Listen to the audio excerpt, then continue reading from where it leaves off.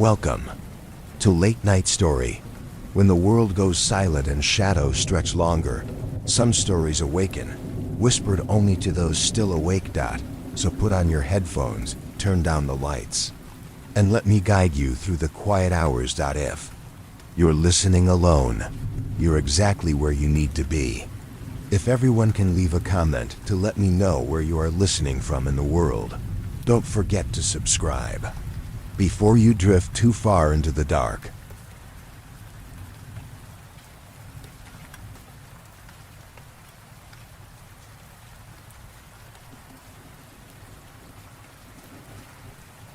Story 1. My parents forbade me from ever entering their bedroom. I finally broke in, and I think the knocking I've heard my whole life was my sister, asking me to kill her. There are rules in every family. Don't leave your wet towel on the floor. No TV until your homework is done. Normal things. In my family, we had all of those, plus one more. One rule that was absolute, unspoken, and enforced with silent, terrifying finality. You do not go into mom and dad's bedroom. It wasn't just a knock-first situation. The door was always locked. I was never, ever, for any reason, allowed inside. Not to ask a question. Not to retrieve a stray toy that had rolled under the door. That room was a fortress. And for my parents, I was an invader. And from as far back as my memory goes, I knew why I wanted to go in. It was a knocking. It wasn't a constant sound. It was subtle, a soft, rhythmic thump, thump, thump that you could only hear if you were standing in the hallway right outside their door. It came from inside, from the far wall of their room, the one that backed up against the old linen closet. I first noticed it when I was maybe 6 or 7. I thought it was the pipes, but the sound was too steady, too intentional. The curiosity of every child is a powerful force. A few times, I found the door unlocked by mistake. I'd sneak in, the thick carpet muffling my footsteps. The room was always dim, the heavy curtains drawn. It smelled of my mom's faint lavender perfume and my dad's cedarwood aftershave. It was just a normal bedroom. A big bed, a dresser, a tall, imposing wooden wardrobe against the far wall. And when I got close to that wardrobe, the sound was clearer. Thump, thump, thump. It was coming from behind it, from inside the wall. I always got caught. It was like my mother had a sixth sense. I'd be in there for less than a minute, and I'd hear her footsteps in the hall. The look on her face wasn't just anger. It was a deep, primal panic, a terror that made her features sharp and strange. The punishments were swift and severe. No TV, no friends, grounded for weeks. My dad would handle the lectures, his voice a low, cold monotone that was far scarier than yelling. There are places in this house that are ours and ours alone. You will respect that, or you will find yourself respecting nothing at all. As a teenager, I tried a different approach and thought that direct confrontation would do the thing. I asked them at the dinner table one night, "Why can't I go in your room? And what's that knocking sound I always hear?" Silence. The clinking of cutlery on plates stopped. My dad slowly put his fork down and leveled a gaze at me that was as hard and cold as granite. My mom just stared at her plate, her knuckles white where she gripped her knife.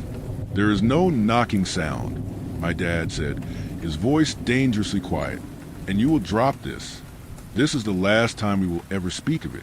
If you mention it again, or if I find out you've tried to enter our room again, the consequences will be something you cannot begin to imagine."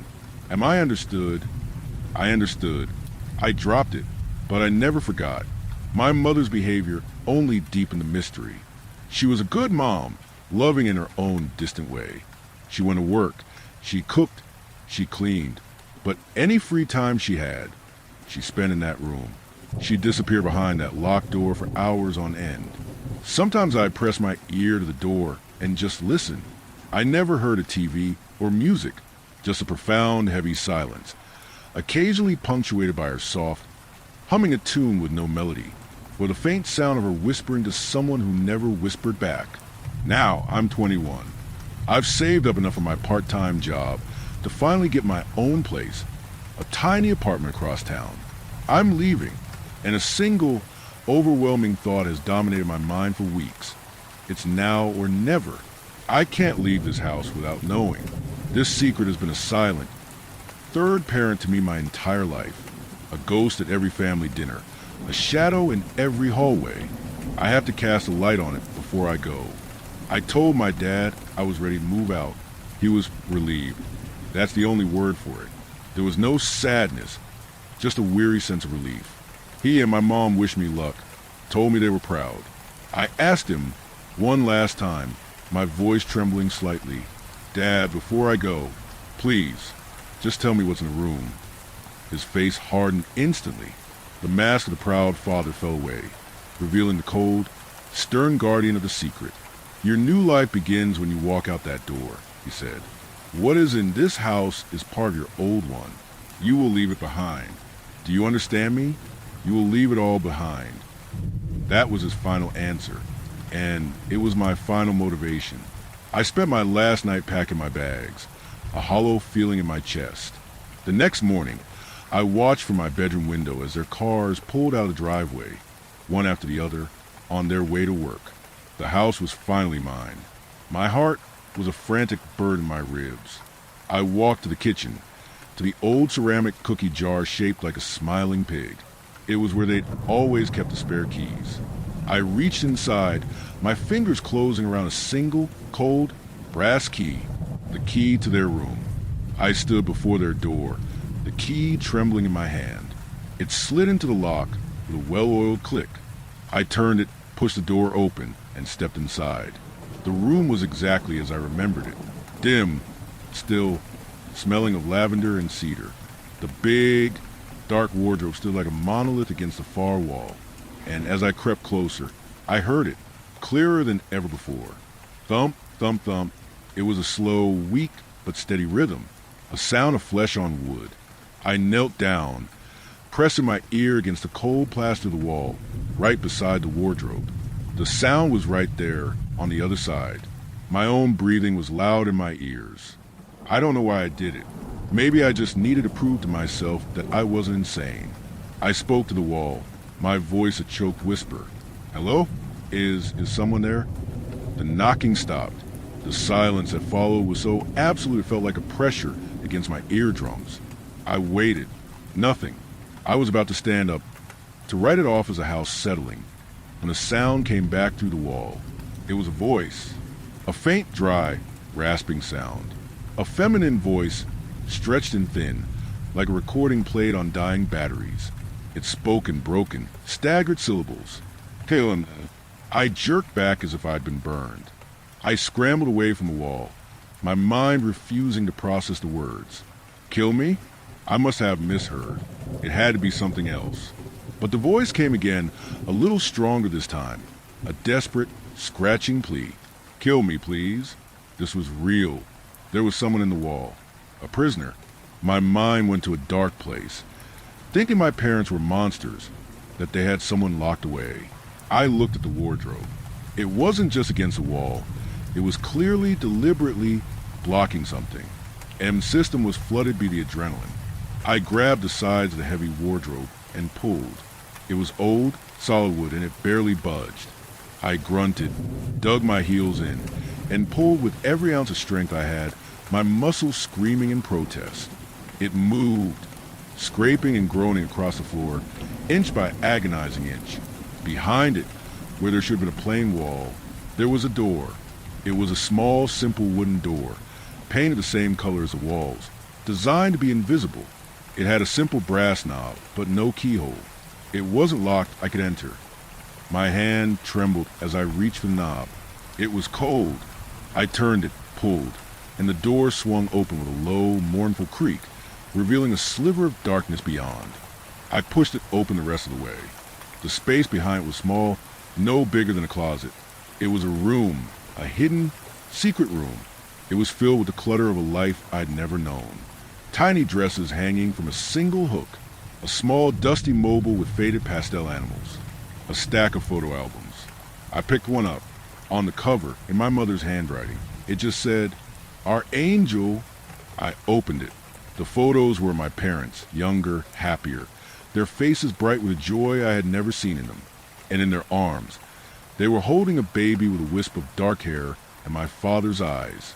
In the center of the small, cramped room was a makeshift altar, a small wooden table, covered in a white lace cloth, now yellowed with age. It was surrounded by dozens of candles, some new, some burned down to melted stubs of wax. And on the altar, lying on a small silk pillow, I saw it. It was the baby from the photos. But it wasn't a baby anymore. It was the thing. Its body was small, shrunken and desiccated, mummified. Its skin was a pale, translucent parchment stretched tight over a tiny, bird-like skeleton. Its eyes were closed, its mouth a tiny, black O in its shrunken face. It was horrific, a tiny, preserved corpse displayed like a holy relic. I felt a sudden, overwhelming urge to touch it, a pull, a need to connect with this impossible, tragic thing. I reached out a shaking hand and gently, so gently, laid my fingertips on its cold, dry forehead, and the world exploded. I saw visions, memories, and pictures that are not my own. All flooded my mind with the force of a tidal wave. I saw a sterile, white hospital room, my mother, sobbing, her face buried in my father's chest. A doctor with a grim face, saying the words, "I'm so sorry. There was nothing more we could do. Your daughter is gone." I saw my parents in their bedroom, the one I stood in now. They were holding the tiny, still body of their daughter, wrapped in a hospital blanket. My father, with a face covered by a mask of desperate, insane grief, was drawing a circle on the floor with red chalk. "We can bring her back," he was whispering. His voice was a frantic prayer. The book said we could. We just have to anchor her, give her a vessel to stay in. I saw them place the tiny body in the center of the circle, on the altar.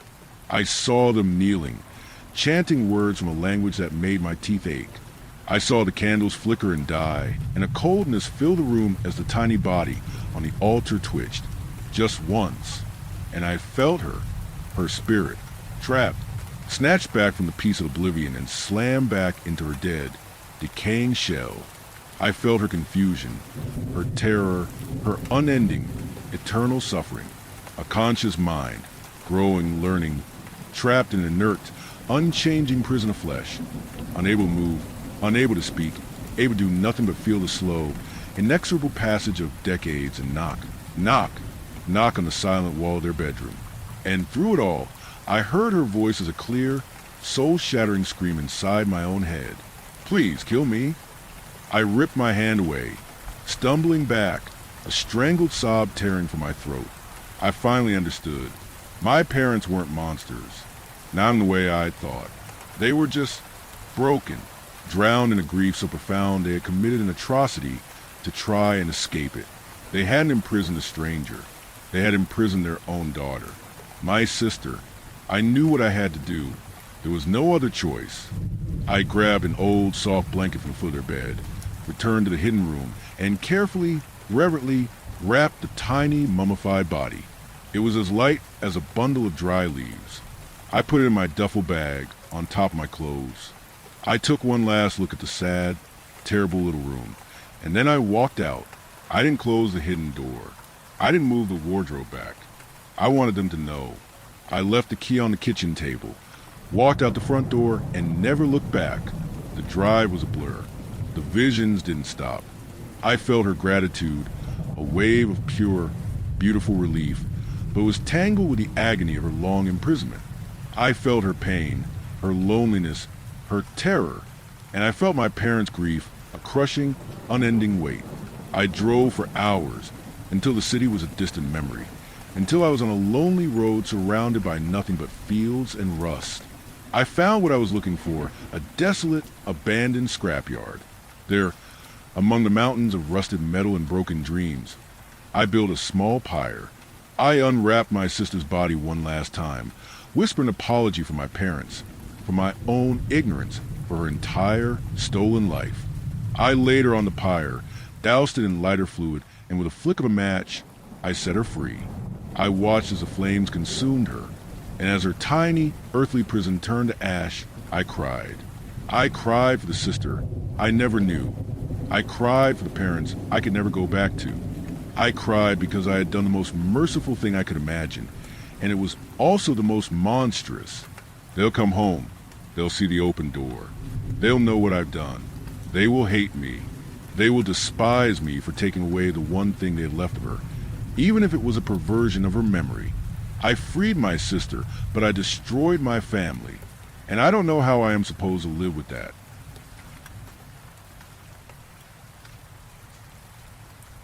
Story 2.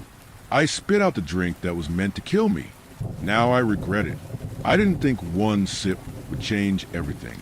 It started at a gas station just outside Denver. I'd been driving cross country to reset my life. New job, new city, no baggage. Just me, the road, and the radio. I stopped to stretch my legs and grab a drink. The cooler was half empty. Probably hadn't been restocked in a week. One bottle caught my eye. Black plastic. No label except a small red triangle printed on the cap.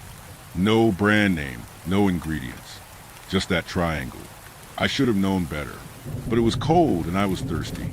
I twisted the cap, and as soon as I raised it to my lips, I smelled it. Something off. Sweet but too sweet. Like rotting fruit drowned in cough syrup. Still, I took a sip. The taste was wrong. Metallic, bitter, almost dusty. I gagged, spit onto the floor, and dropped the bottle. The cashier looked at me like I'd thrown a grenade. "What the hell are you doing?" he snapped, rushing out from behind the counter.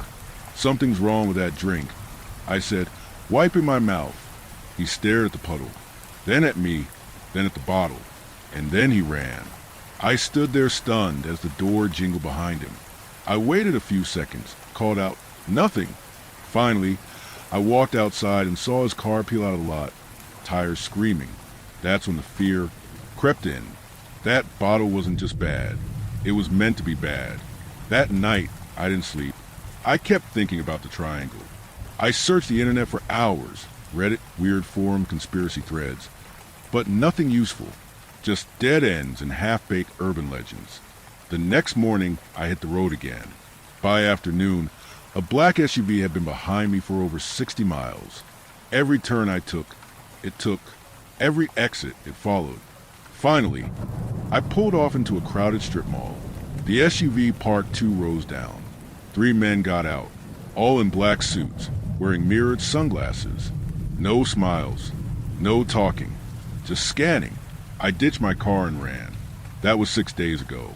Since then, I've been hiding in motels, moving every night. The black SUVs keep finding me. Sometimes they don't bother hiding. Sometimes they knock on the door pretending to be cops or hotel staff or delivery guys. I stopped answering. I stopped sleeping. I can barely eat. One night, I found a thread on a dark web forum. Someone else mentioned the triangle. Said it's part of something called the selection. They didn't explain it, but they said this: drink it and die in peace. Spit it out in your prey. I replied, begged for answers. They sent me a private message. Every year, they manufacture 1,000 unmarked bottles. They're placed at random locations across the U.S. Gas stations, vending machines, cafes. Most drink and die instantly. Quiet, clean, no mess, no questions. But if you reject the offering, they come. I don't know who they are. I've been stabbed once, chased 4 times, and drugged in a motel coffee this morning. I only drank half before I smelled the same syrupy scent. They're not trying to kill me quickly. They want fear, exhaustion, panic. I think I ruined something sacred. I rejected their sacrament, and now they're enjoying the hunt. I haven't seen my reflection in 3 days. I'm afraid of what I'll see, how much I've changed, how hollow I've become. If you find a drink with a red triangle on the cap, don't sip it, don't open it, walk away. Because if you spit it out, you'll never stop running. And they never stop hunting.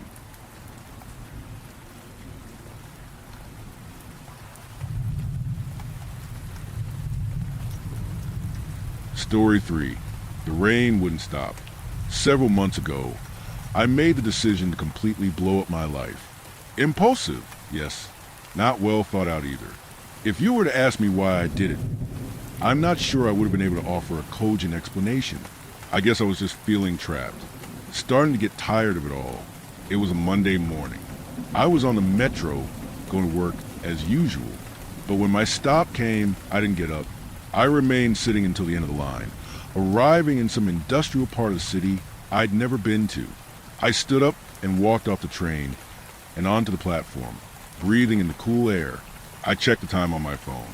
8:10 a.m. A few minutes later, I got a text from my boss. "Where are you?" A message that would have usually sent me into a panic. But at that moment, I just felt too detached from everything to care. A strange kind of feeling. I guess something in me just snapped. I just didn't want to deal with it anymore.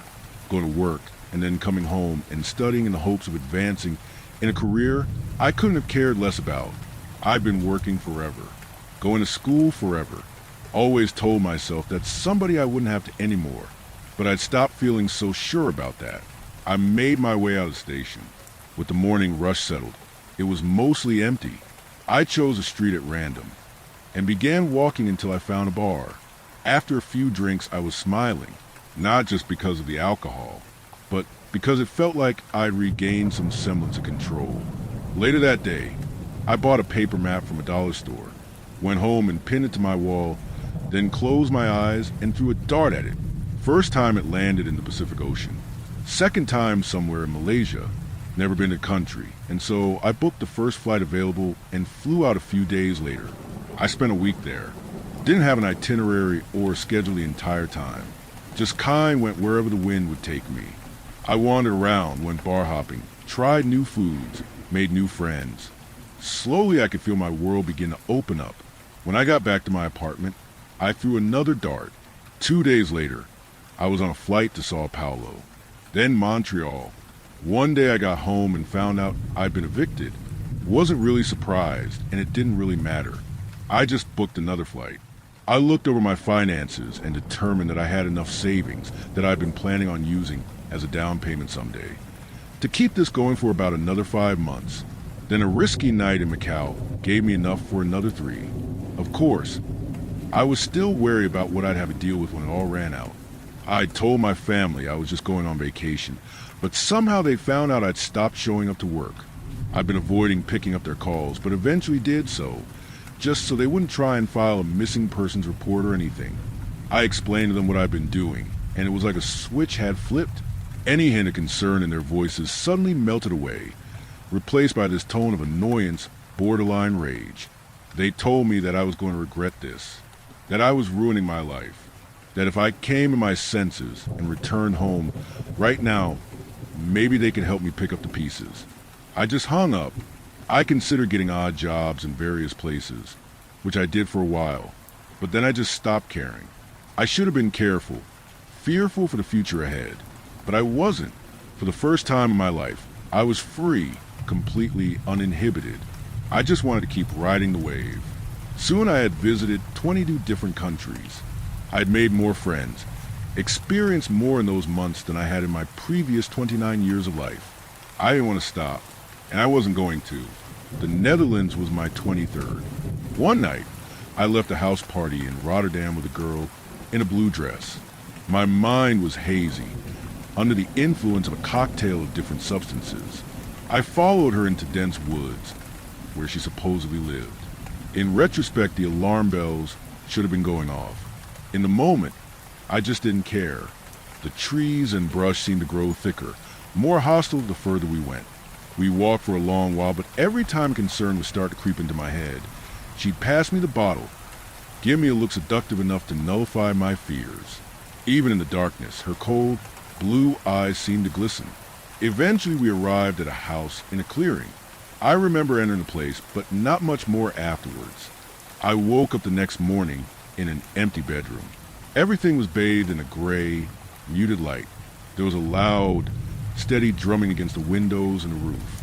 Rainfall. No idea where the hell I was. But the hangover was nasty enough that I didn't immediately question it. I looked around the room. Pretty bare bones. Other than the bed, there was a small dresser, a mirror, 2 paintings on separate walls. The closet was open, revealing nothing inside. The air smelled stale. I could feel traces of dust in my throat and nostrils. I stumbled into the bathroom and threw up for a bit. Then I washed my face with cold water, drinking some of it straight from the faucet.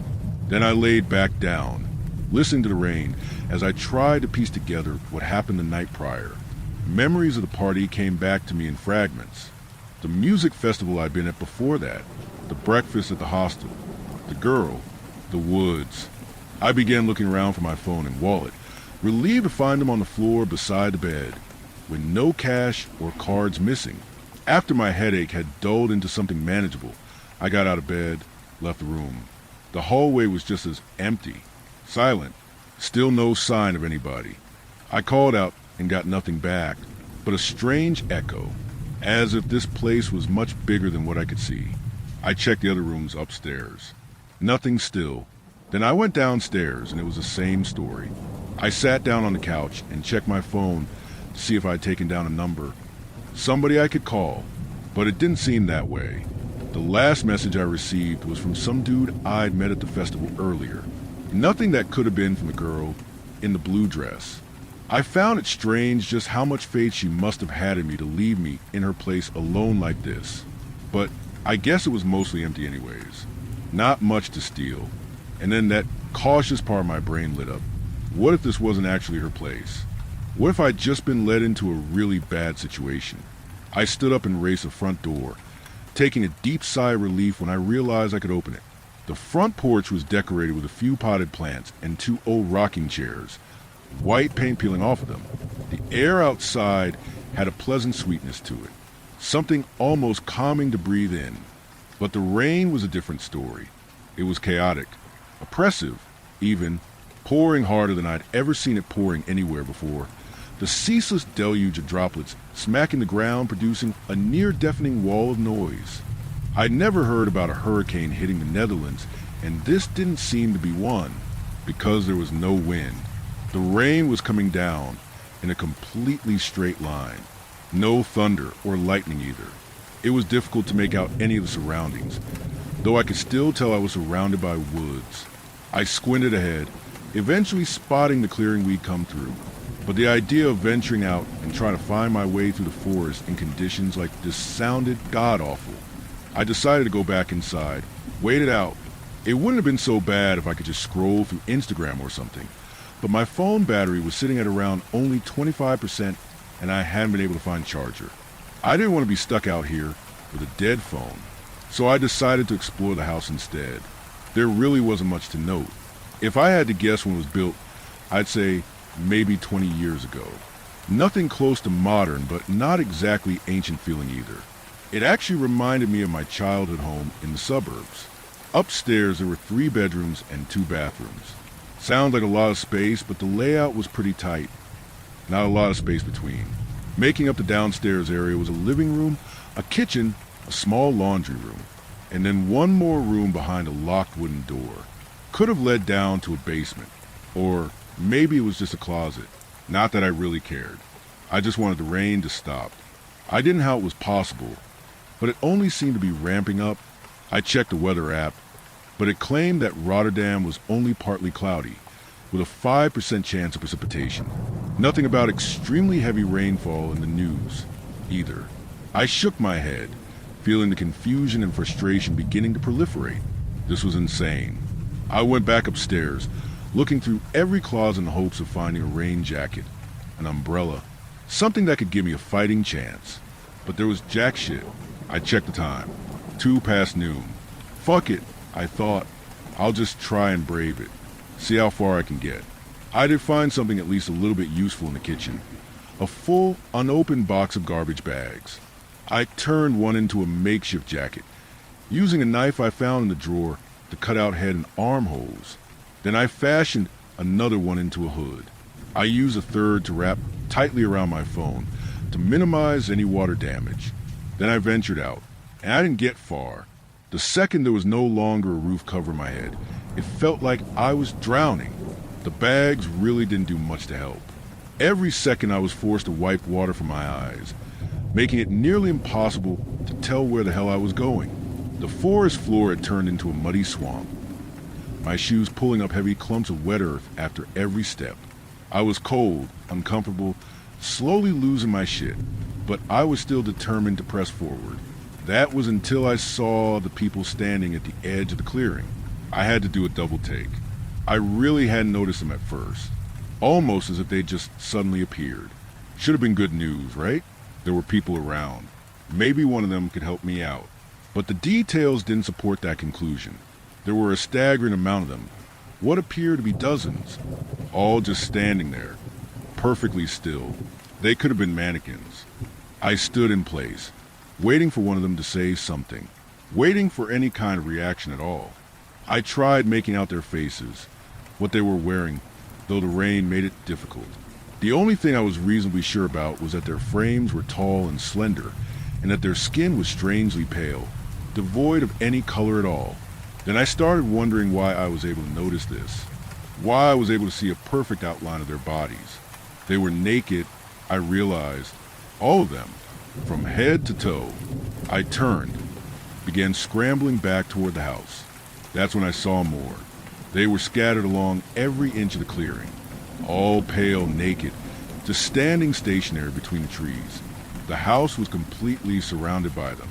I slipped and fell about 4 times before I finally made it back inside. My entire body was soaked, my legs, arms, and back slick with mud.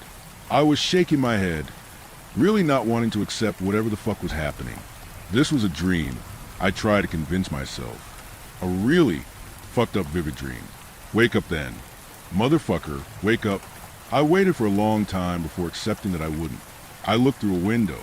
The pale figures were still there. It didn't look like they'd moved at all. I pulled out my phone. According to the weather app, it was now mostly sunny. 0% precipitation.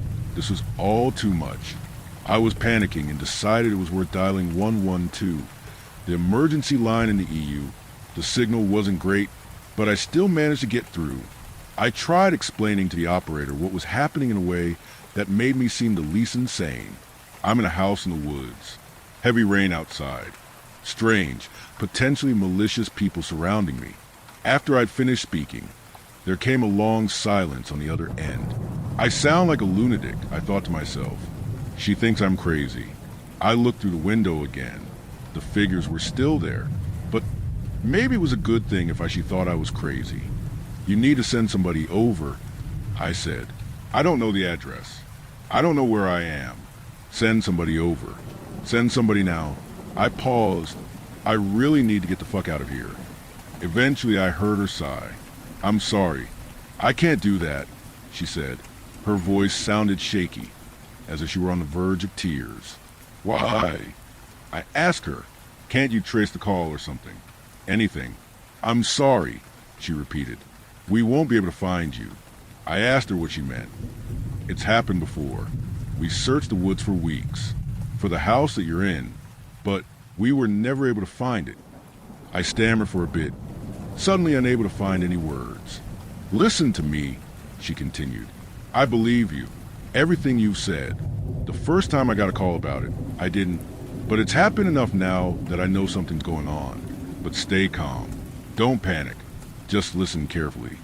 My head was starting to spin. I didn't know how to react to that. But I obliged. I told her that I'd listen. Because what the fuck else could I do? You're not doomed, she told me. Eventually the rain will stop. It might not seem possible right now, but you need to be patient. Don't lose your head. Do not panic. You need to be as lucid as possible. Because when the rain does stop, you need to run like hell. You'll have to run for a long time. But don't stop. You might hear something chasing after you. Don't stop until you're out of the forest. Completely free from the woods. They won't follow you any further. What about the people outside? Or whatever the hell they are? She sighed. I don't know, she said. This is the first time hearing about them. I'm sorry. I don't know what to tell you. I can't help you there. I took a deep breath. Okay, that's fine, I said. But could you stay on the line with me? Absolutely, she said. I'll be here. Also, one more thing you need to know. About the basement. Don't dash. She stopped mid-sentence, and I looked at my phone.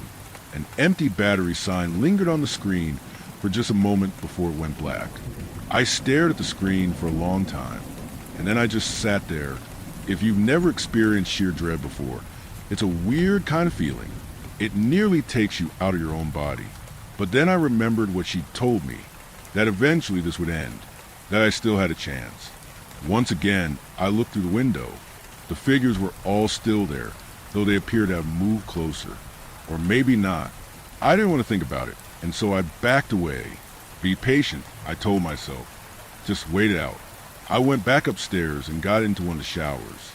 If I had to wait, then I may as well be comfortable while I did so. The warm water felt nice, even more so as it was able to wash away the mud that had begun drying on my skin. I saw a bottle of shampoo and reached for it, but I hesitated before squeezing any out. It didn't feel right. It felt heavy, as if there was something solid inside of it. I unscrewed the lid, and immediately the shower filled up with a deep scent of formaldehyde and rot. I looked inside. The bottle was full of eyeballs. Looks like they had been scooped straight from their sockets. Some of them were blinking. I put it down and turned off the water and left the shower. I rinsed some mud off of my clothes in the sink, and then squeezed as much water out of the fabric as I could before putting them back on. It certainly wasn't comfortable, but with everything else going on, it wasn't really a big deal. I didn't know what else to do, so I went back downstairs. It was starting to get dark out, something that just put me more on edge. But I tried to focus on something else, like the fact that I was starving. I went into the kitchen and opened up the fridge. There was nothing in there but a small container filled with some dark, sludgy-looking substance. I didn't open it up. Instead, I tried rifling through the cabinets, eventually finding one that was stocked with MREs, U.S. Army rations dated 1968, about a dozen of them. I didn't know what to make of it, so I just began opening them up, collecting the contents that I thought could have been edible. In the end, it just amounted to a bunch of crackers and hard candies, along with one pack of instant coffee that hadn't yet solidified, which was a fine enough meal given the circumstances. I was checking the window every few minutes, and every time the figures seemed to be getting closer. It was hard not to stress about it, but they at least appeared to be moving at a snail's pace. It'd be a long while before they reached the house. I paid close attention to the rain as well. At times I'd sit on the couch for hours and just listen to it, but it never slowed down. It only poured harder. As the last daylight drained from the sky, the house was practically underwater. I could see nothing anymore. Water began leaking in from the door and from the ceiling in one of the bedrooms. I tried watching the television in the living room, but could only access one channel. It looked like handheld footage of an attic, the sole source of light being a candle on the floor. Somebody was sitting in front of it, their back turned to the camera. I could tell from the outline of their naked body that they were frail, skin clinging loosely to bone.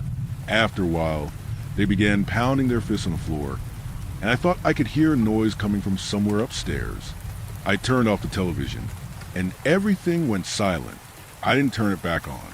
Soon I could hear a scratching noise, like fingernails on wood. I traced the source of it to the other side of the wooden door, the basement. I grabbed a knife from the kitchen. Water began leaking in from the bottom. It was murky, as if it were mixed with dirt or blood or both. It smelled horrendous. I just sat back down on the couch. After a while, I got the sense that I was being watched. Through the windows, I could see nothing but my own reflection. Then I turned the lights off, and after my eyes had adjusted to dark, I could make out the outline of somebody looking in. It almost looked like their face was pressed up to the glass. I tried turning the lights back on, but they were no longer working. It was so dark that I could barely see my own hand in my front of my face. But maybe it was for the best, because then they wouldn't be able to see me. That awful smell from the water leaking in from the basement began to intensify, like sulfur mixed with metal, with a hint of a rot. I could also smell something burning. A strange heat filled the room. Soon I could hear the windows creaking, strain on the glass, as if something were putting gradual, heavy pressure on it from outside. It no longer felt safe in the living room, and so I stood up, intending on going back upstairs. Then I realized I could no longer see anything at all. It was quite literally pitch black. I couldn't even tell where the windows were, which didn't make any sense, because shouldn't there have been at least a little moonlight? I began using my hands to feel around, to guide my way towards the stairs. Eventually I found the railing. As I was making my way up the steps, I nearly tripped over something. It was a person sitting on the steps. Their skin was cold and clammy. Then they began to cry. The crying soon turned into sobbing, which turned into wailing. I ran up the rest of the stairs, and I heard it chasing after me. It sounded like they crawling on all fours. I felt along the wall until I found one of the bedrooms, and then rushed in and shut the door behind me.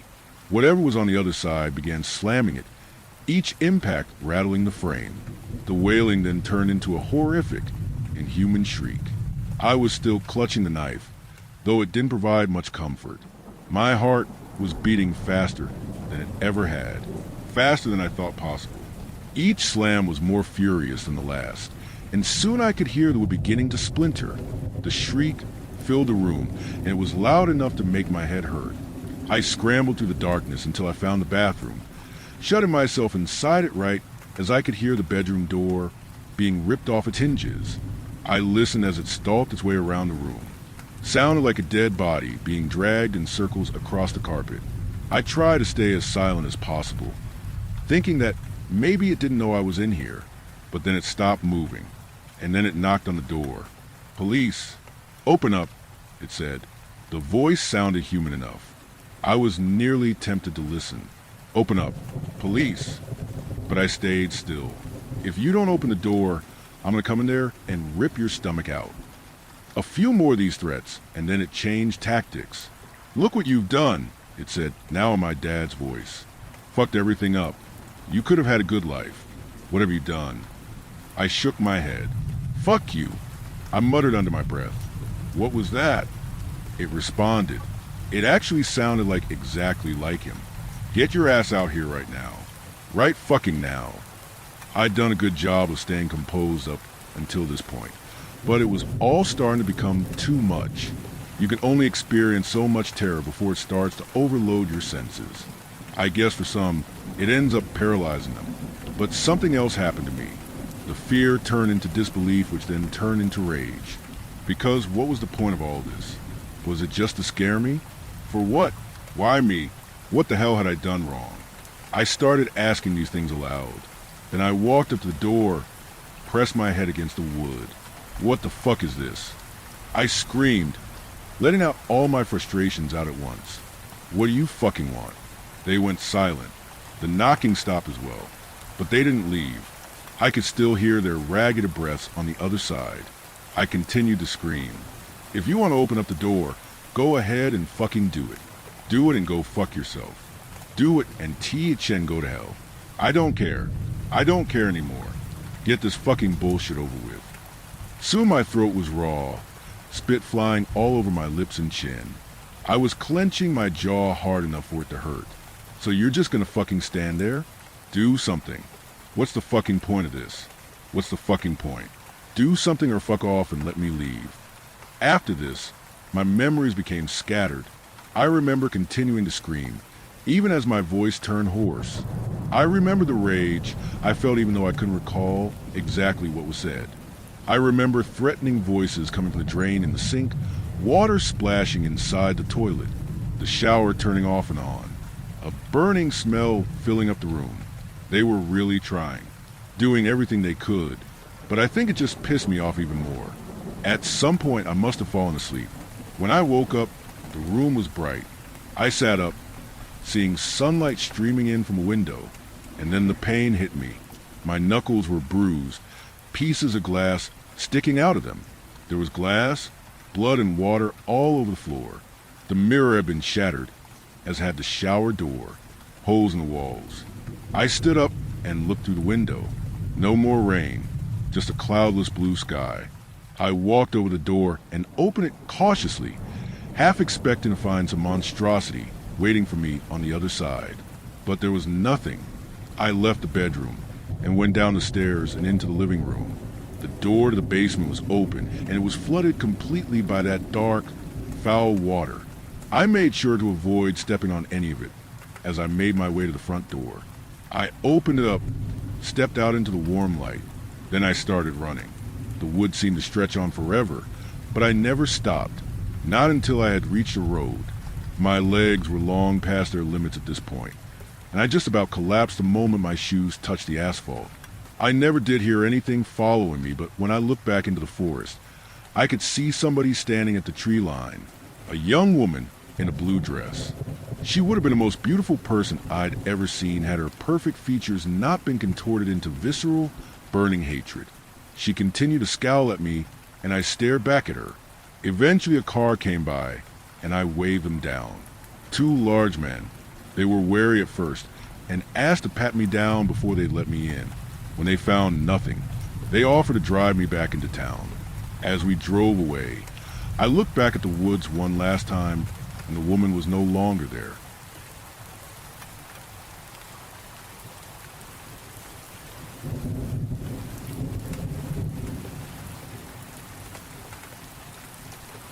Story 4.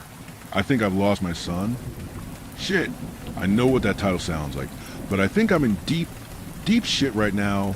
First off, I've been happily married to my wife for 12 years now. We met during college and hung around the same friend group. And being the bumbling idiot that I am, it took me 2 years to finally ask her out. A terrible first date later, I was glad she gave me another chance. And after about 3 months, we became exclusive. I already knew then that I had found my partner for life. We clicked on almost everything. Taste in music, food, movies, and even sports. We went hiking together, jogging, and whitewater rafting. I thought I was in heaven. After I finished my degree, I supported her, of course, and not even a year later, we had to talk about our future. Since neither of us wanted children, it wouldn't have mattered too much if we got married at all. We agreed, but chose a quick and cheap wedding nonetheless. It wasn't much, but I really couldn't stomach blowing 10 grand on a single day, even though both of us found lucrative jobs soon after. Our families weren't thrilled with that decision, but I didn't care at all. It was about us, about our living together. And for the last 12 years, she's made me the happiest person on earth.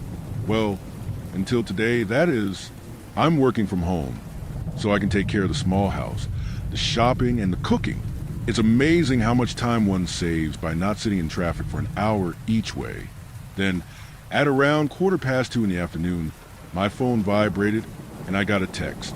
It was from my wife, and at first, I thought it was a joke. "How's Bobby?" I stared at that question for probably 5 minutes while scratching my head. Ooh!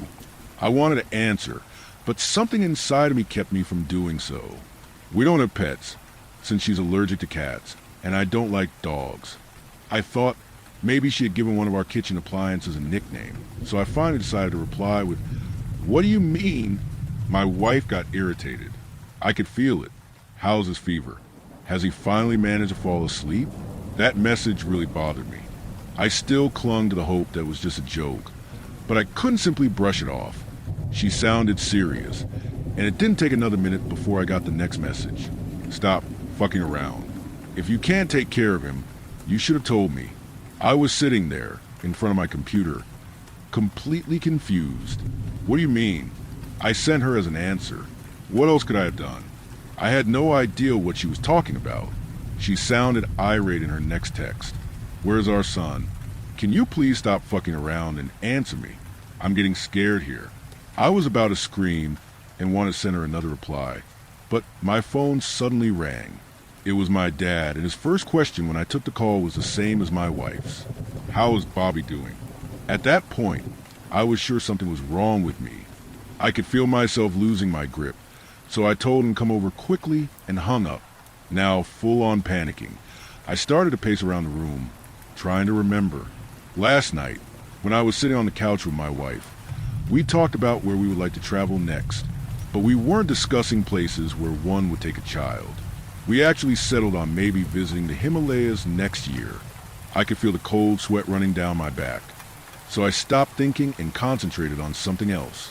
There are pictures of us on the walls, one of our engagement parties, another of our wedding, my wife when she had just finished her dissertation, photos from some holidays, always my wife and I, no child, no one else.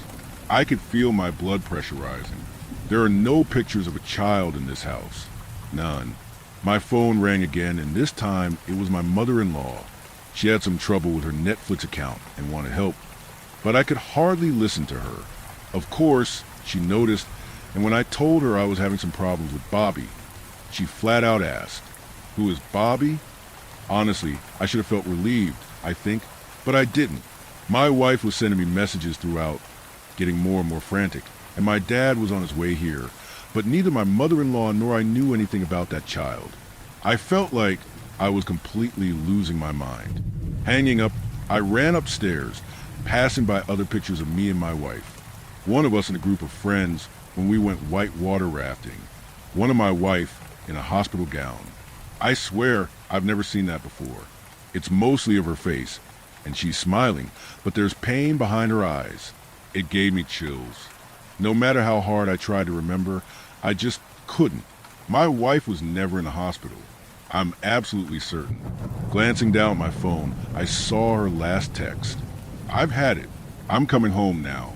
I didn't answer her and went upstairs to lie down. Only, I didn't quite make it to the bedroom. Instead, my feet stopped one door short, in front of the open entrance to my hobby room, the place where I keep my more nerdy stuff. It has changed. Instead of my collection of miniatures, I saw a small bookshelf with children's books. Instead of my Lego Concord, there were posters. My old arcade machine was gone, replaced by a child-sized bed. I stepped into the room and felt this strange chill that made my knees weak. It's not even a baby's room, but a kid's, 6 years old at least, I would guess. I've been sitting on the floor of that room, and I've been calling everyone in my contacts, coworkers, friends, and family. About half of them know Bobby. The rest have never heard of him.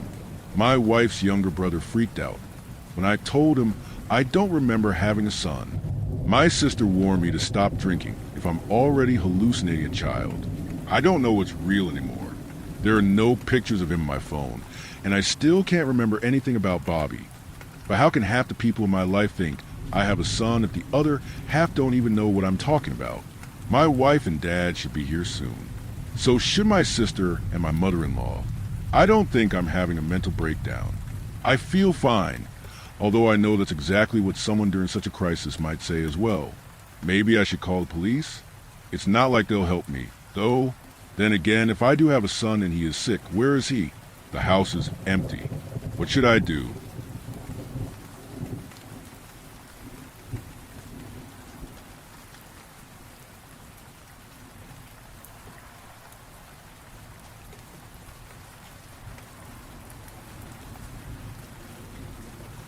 Story 5. I went to the desert looking for rare reptiles. After what I experienced, I'll never go back. There's a place in the desert with incredible ecological diversity called a Sky Island. Specifically, the Sky Island is a 9,000-foot mountain surrounded by arid lowlands, and it happens to be the only place in the continental U.S. you can find jaguars. Of all the time I spent looking for animals there, I never thought something would be looking for me. I would have loved to see a jaguar, but I was primarily there for something else. Reptiles. There are more than a dozen rattlesnake species alone, and tons of other snakes and lizards, with varying niches as you climb in elevation. I love them. Enough that I spent several days of my limited vacation time driving to a different state in their pursuit. The drive was relaxing for me. Long stretches of dry Rocky Mountains, dotted with creosote and cacti. Now, I avoid those long empty roads whenever I can and never drive them at night. Usually, I'll try to plan the trip with some of my friends. It was a herpetology professor of mine that first told me about the area, and some old college buddies from that class share my interest. This year, none of them could make it. I would have liked to see them, but there was something meditative about going alone. That might have been a factor in what later happened. The road I was driving was remote, enough so that my car and the stars were the only sources of light. Scraggly creosote bushes dotted the dry desert ground, drifting in and out of my headlights as I cruised the cracked asphalt. I drove slowly to spot any toads or snakes that might be out, and also to avoid hitting any jackrabbits. Periodically, they would dart across the road with their long black-tipped ears pressed down against their skulls, appearing and disappearing in a flash. During the day, the road had some traffic, but it was normal not to see anyone for an hour or two if you happened to be driving in the early a.m. That type of isolation lets your mind wander to places it normally avoids. Mundane concerns like your car breaking down are of course part of it, but I was more concerned with what might be in the dark.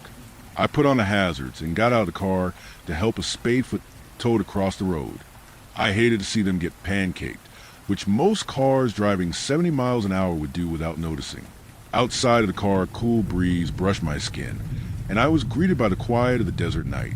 Crickets made their high droning call, completely unaware of my presence. In every direction there was darkness, so deep that I found myself looking over my shoulder if I stood in one place too long. I don't think anyone had been attacked by a jaguar here, but you would never hear their bated breath or padded footfalls. I assured myself that it was a statistical impossibility. Putting on a nitrile glove, I gently scooped up the small toad. The oils in your skin aren't good for them. With my phone, I took several pictures. It was the first one of the species that I'd ever found, and I wanted to document it. My friends would be happy to see it. Besides, it was hard to tell exactly what species you'd found if you didn't actually catch it. As I made sure the pictures were in focus, I looked into the little creature's beautiful green eyes, wondering what it thought of this ordeal. I don't think they have an emotional aspect of fear in the same way we do, but I'm sure that handling them is stressful. I snapped a couple pictures and had it safely on the other side of the road within about 20 seconds. It rapidly took cover in the grass, its camouflage rendering it invisible. A rustle was barely audible over the idling engine, but I was certain I'd heard it. Something was in the brush on the far side of my car. Being alone in the dark in the desert makes you more perceptive than usual. I told myself that it was a jackrabbit. That was the most likely explanation. Slowly, I walked back toward my car, wanting the safety within. Part of me was curious. Perhaps it was a desert fox, or something interesting. If someone else had been with me, I certainly would have pursued the creature with my headlamp. As it was, I just hopped into the car and rapidly closed the door. From the bushes, a jackrabbit exploded, powerful legs sending across both lanes in 2 giant bounds. I jumped in my seat, and a small laugh escaped my lips, making me realize I'd been holding my breath the whole time. It was a bad habit of mine to hold my breath whenever I was scared or concentrated. I'd almost passed out from it before. Driving back to the only motel in the area, I found a couple neonate rattlesnakes, hardly bigger around than your finger, and moved them off the road. Instinctively, they struck at the snake tongs. I didn't blame them for trying to defend themselves, but I did want to get them off of the road. I'd already seen a few snakes that had been run over. A smile came to my face as I remember bringing 2 friends on their first reptile hunt, and one of them incredulously asking, "How did you even see that?" when I'd spotted a snake that size. Like I said, most people just pancaked them without ever knowing they were there. Before calling it, I decided to take one last lap around a road in the foothills just to look.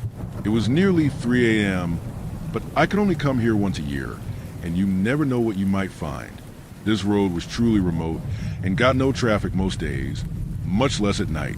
A whippoorwill darted off the pavement, agile wings bearing a distinctive white spot, carrying it into the night sky. My windows were cracked to let in the cool night air, and I was surprised to hear all the crickets go silent. I listened carefully, not sure what I was listening for. It was then that my car died. I found myself in darkness, only able to see the outlines of the mountains because they were blocking the stars. Reaching onto the seat next to me, I fumbled around for my headlamp, clicking the button over and over. Nothing happened. I got my phone out of my pocket and desperately tried it as well. I couldn't get it to turn on. My breath had caught in my throat. I was terrified, not because of the dark, not just because I was alone. The car was reliable, yet it had died. The headlamp, for the first time ever, had refused to turn on. My phone was unresponsive. Any of these things alone would have been unlikely, but reasonable. All 3 happening in the same instant was impossible. Something had happened, something I couldn't explain. With the lights gone, my eyes began to adjust. I could make out pale sand in between the sparse shrubs, just barely. Part of me wanted to keep clicking the buttons on my phone to try and start the car, but another part of me said it was pointless. Completely still, completely silent. I sat there with my senses on overdrive, every click of the cooling engine sounding as loud as a gunshot. Each beat of my heart thudded in my ears. I wished it would quiet down so that I could hear if anything was around. Movement outside sent a wave of fear through my whole body. Instead of turning my head, I stayed perfectly still, only moving my eyes. My tongue was pressed rigid into the roof of my mouth. I was too afraid to breathe. It looked like something had moved on the top of the mountain. Locking in on the spot, I stared with a focus that I'd never felt. I needed to know what that movement was more than I'd ever needed to know anything. What was it? What was here with me? In the dark. The engine still clicked, but nothing moved. Each second felt like an eternity. I couldn't tell you whether I sat there for 10 seconds or a minute. The only way I could guess time was that I still held my breath. The top of the mountain moved again, and this time I saw it. It was a rounded, domed shape. It looked wrong. Staring frantically, I tried to figure out what it was. When I did, I began to urinate. It was the top of a head, and the movement wasn't on a mountain, but a black silhouette standing right next to the car. Now the head grew higher above the top of the mountain. It was approaching my door. My eyes darted around to the other side. I saw there were more figures there, completely dark, walking toward the car. There was a click. My doors had unlocked. Instinctively, my hand darted out to lock my door again. I kept it there, holding the small plastic switch in place, as I felt it pulling in the other direction. Now the figure was just outside the window. It was about the height of a short person, but it didn't seem human to me. It pulled at the door handle. Not angrily, not violently. It pulled as if it was surprised the door was locked, as if it had forgotten to unlock it when loading groceries, as if this was commonplace. I screamed. That's all I can tell you about what happened. I wish there were more to the story, that I saw them fly off in a UFO, or that they looked like some ancient spirits.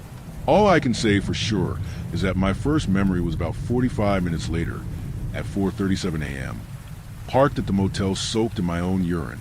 I do have some speculations on what happened, but they are just guesses. I think that they turned off the car and anything electrical. I hypothesize that when I opened my mouth to scream, I inhaled something that rendered me unconscious, or at least impaired my memory. My best guess is that when the crickets went silent and I held my breath, I was meant to inhale whatever gas it was, to never remember that my car died on that straight desert road. I was meant to never see them. Other than the memory loss, I was unharmed. I don't think they wanted to hurt me, because they surely could have. I'm not certain what they wanted. I'm just a human, and can only guess at their motives through a human perspective. I think they just wanted to catch me.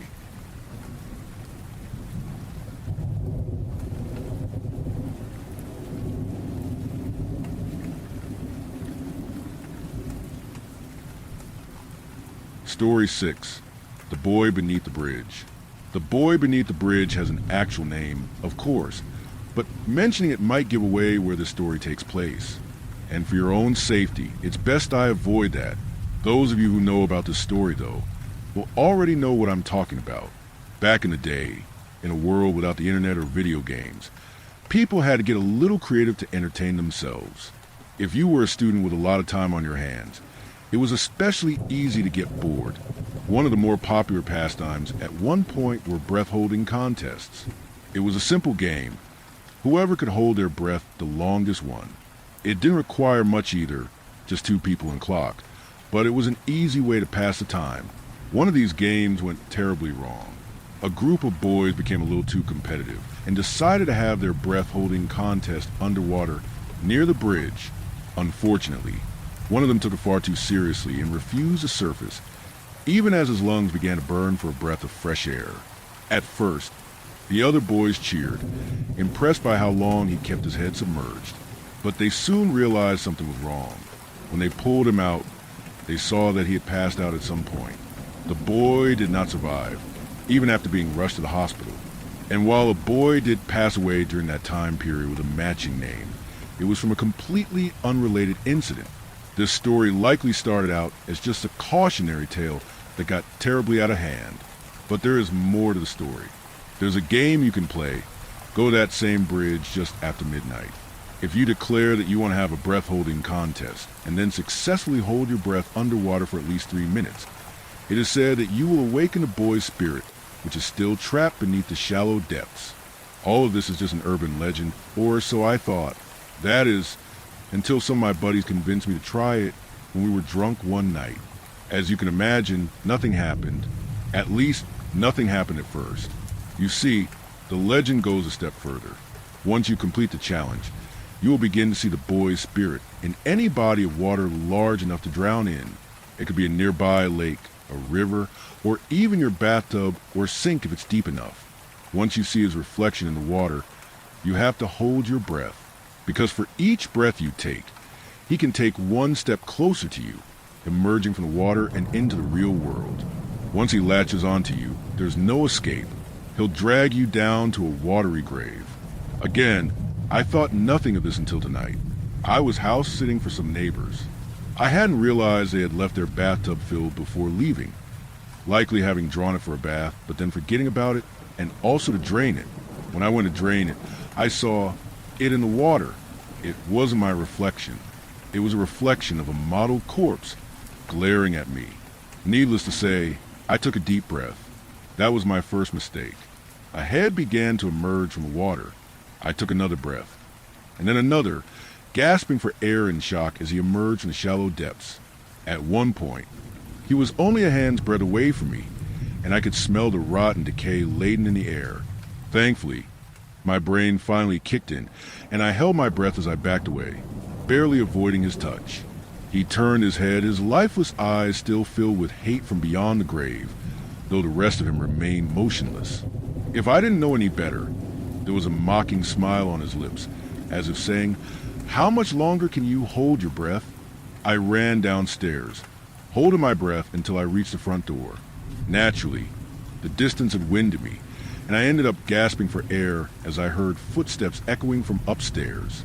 My lungs were burning, but I knew I couldn't give in and finally held my breath, the stench of decay having gotten closer. I fumbled with the lock, but the door refused to open. It was jammed. I just needed to put a little elbow grease into it. But that's hard to do when you're trying to hold your breath. I felt myself getting lightheaded as I made little progress. Should I risk the back door, or should I give some respite to my burning lungs and try forcing this open? Ultimately, I chose to try the front door, taking a few desperate breaths as I put my shoulder into it, trying to pry it open. It remained unbudging. As my lungs greedily took in what they'd been lacking, I heard his footsteps get louder and louder before they stopped as I paused. I turned around and saw that he had completely blocked the hallway. There was only the door behind me as a way out, which refused to open. I'm sure there's more to the urban legend. I'm sure there's a way to get rid of him forever. Only I don't know it. Before I started typing this out on my phone, he was at the end of the corridor leading to the front door. By now, he's already taken 5 steps, and I'm in no way closer to getting the front door open. I'm trying to hold out for as long as I can, but any help would be appreciated. And quickly, I feel like my chest is about to explode.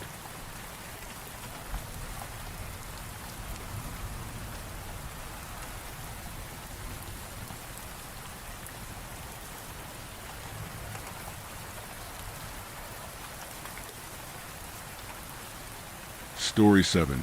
I'm part of a secret space mission to find habitable planets. We're stranded on one. If anyone back home ever reads this, just know we did all we could. This planet is, well, it's something else. For posterity, I should probably recount everything that's unfolded over the past couple of days. I think at least. I'm honestly not even sure anymore thanks to the day/night cycle here. Hell, it's not even a cycle. Day is practically non-existent. We just get dim light reflected off the twin moons up above. It's like an ever-present state of dusk. We were flying by the pillars of creation, an exploration mission, hoping to find habitable worlds somewhere out there beyond our own. It's beautiful out here, but we haven't had much luck with the habitable worlds part. Mostly just a lot of stars everywhere. The occasional small moon that was a rock of dust and ice. Nothing we could live on, though, nevertheless, the 5 of us soldiered on. Myself, Vitali, Parsons, Jacoby, and Millage floating through space in search of a new world. Looking back, it feels like this planet was waiting for us. Like an ambush, almost. It was nowhere on the radars, not on any kind of existing star charts. But suddenly, as we're flying at insane speeds through space, it just appeared. It makes no damn sense. But suddenly there's an asteroid belt surrounding us. This massive planet off to our port side, and debris hitting the hull of the ship. We lost it. Started spinning out with next to no control. I woke up to find the others still passed down the bridge, all of us hastily strapped into our seats. Somehow, by the grace of whatever God was looking out for us, we were all alive. Honestly, at this point I'm convinced we all died on impact, and we're really just in some form of hell. But it seems like an even more ridiculous thought than what we've seen. It took a couple of hours to get out and sift through the wreckage of our ship, though there wasn't a whole lot we were able to salvage. Our pressurized suits weren't damaged, and the oxygen recyclers on them were in good shape. That would last us at least a week. Food supplies were more abundant, so we packed up whatever we could. While Parsons and Jacoby loaded up supplies, the rest of us went out to get bearings on where we were. Darkness was about all we got, visibility limited in almost every direction. The ship was split in two right down the middle, cargo hold and crew quarters separated out from the bridge, engine, and cockpit that made up the four. With some work, we figured out we could still get power through from the main systems, using one of the cargo rooms as basically an airlock, so we could still use the living quarters. Not the worst outcome, all things considered. Getting into the living quarters meant that we were able to access some of our research gear though, and that's the only reason we've lasted this long. I found a set of night vision binoculars for land surveying and climbed up to the top of the ship for a view. Giant rock formations were off directly ahead of the ship, huge curved, jagged rocks jutting off into the sky in rows. They looked like a giant rib cage sticking up out of the sand, the corpse of something that lived here long ago. That's just speculation on my part though, and a lot of fear for what may be waiting for us. The strangest thing though, there's a forest, about 50 clicks to the starboard side of the ship. Straight off into the distance are a ton of trees, massive from the looks of it. Reminds me of the huge trees in Jurassic Park, and I half expected to see a dino knocking them down as it went along its way. Dinosaurs would probably be too good a discovery for us at this point. We put a pin in the forest for now, choosing instead to work on getting our bearings where we were. Hours had passed at this point, so we all piled into the crew quarters and sealed it up, hoping to get some kind of rest and fill our bellies. Despite the bleakness of our situation, we were hopeful. A distress signal was on its way back to Earth. We had food so we wouldn't starve, and the oxygen cycle was still working, so we had a little bit of light in the darkness. No impending doom. We were all asleep in our bunks when the first sounds began. I thought it was wind at first, just a really strong storm of gusts running across the barren tundra we were situated on. I could hear dust skittering across the hull outside, trying to find a way in through any unsealed cracks in the metal. Parsons woke up around the same time, looking over at me with the same questions I had, though it's not like either of us had any kind of answers. All we could do was try to tune it out and get some actual sleep, but it was fitful. I couldn't help but feel like something out there was trying to get inside, cracking the ship open like a damned shellfish to get at the meat hiding within. It kept going for hours. Even looking out the window, I couldn't tell what the hell was going on. Just that permanent state of dusk outside, sand and loose rocks occasionally flying by the glass. The remains of the ship started to creak and moan under the pressure of the wind, sounding like they would fall apart at any moment. Finally though, just when I thought I was going to lose my damn mind, it stopped. I was finally able to get some real sleep. Too bad it was interrupted. Vitali woke us all up, screaming about something incomprehensible. By the time we were able to get her to calm down, she was babbling about how something needed to be let out, that it was waiting for us. It took nearly an hour to get her to chill the hell out. Not that we could get any clear answers from her after that. Either, she just went quiet, nearly catatonic. The rest of us eventually had to get on with what we were doing and try to make ship repairs. Parsons and I put on our habitat suits, exiting the makeshift airlock and setting up a few lights around the wreckage to see what we were doing. The big problem came when we realized the internal seal was cracked, right between the cockpit area and where it should snap back on near the cargo hold. Without that, the vacuum of space would just rip us right out again as soon as we got up there. Didn't have too long to ruminate on what that meant though. Parsons was tapping me on the shoulder, barely giving a whisper as he tried to get my attention. I sat down my welding torch, looking back to find that our lights had attracted something to us.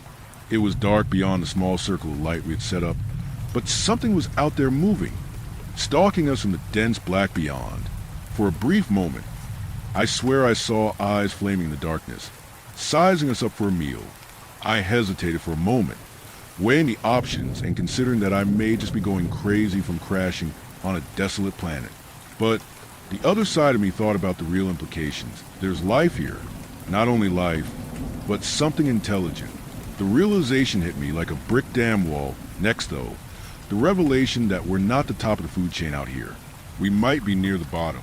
The two of us hauled us back toward the airlock, desperately banging on the door for those inside to open up. I could hear behind us, waiting just on the edge of the light. I think that's the only thing that kept it from diving right at us, ripping our throats out with whatever gnarled teeth were hidden in the dark. Probably wasn't used to this amount of light. Felt like we were banging on that airlock forever before Millage finally opened the door. Just in time too, because a thing out there finally decided to chance it, making a huge leap forward just as we fell through the door. If that's the extent of it, we would have been lucky. Parsons was too slow though. As he went through, the thing clamped down on his leg, dragging him backward. He held onto the doorway, begging me for help as I collapsed to the floor, desperately trying to gather any nerve I could offer my hand. I finally got it, diving forward, grabbing his arm and trying to haul him back, bring him into the safety of the ship wreckage. Whatever had him, it didn't let up. Instead, I heard a crunch as it bit down harder on Parsons' leg, jerking him backwards more forcefully. I tried. I really did, but it was too much. My grasp on his arm slipped for just a second that thing needed, and he was gone, screaming into the night. The door closed as Millage pressed the button inside, depressurizing the airlock and opening from his end, so I could hear bones crunching from outside as it chowed down on Parsons. His screams didn't last for long, so I'm hoping he didn't have to feel the worst of it.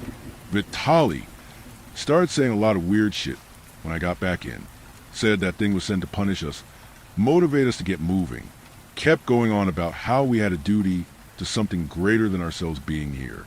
I honestly don't know if she started legitimately going insane or had some kind of brain trauma from the crash. It's eerie though, to say the least. Her last warning was only a couple of hours ago, and it doesn't bode well. She says that its enemies are going to try to kill us. So what do? I ask, looking at Millage and Jacoby, trying to come up with some sort of answer. I've been hearing noises from outside since her last warning. It's like whistles and hisses, something conversing with others in the darkness in a language that's primordial to human tongues. I don't know what they're saying to each other, but I know it's not good for us. At all. Millage shrugged at me.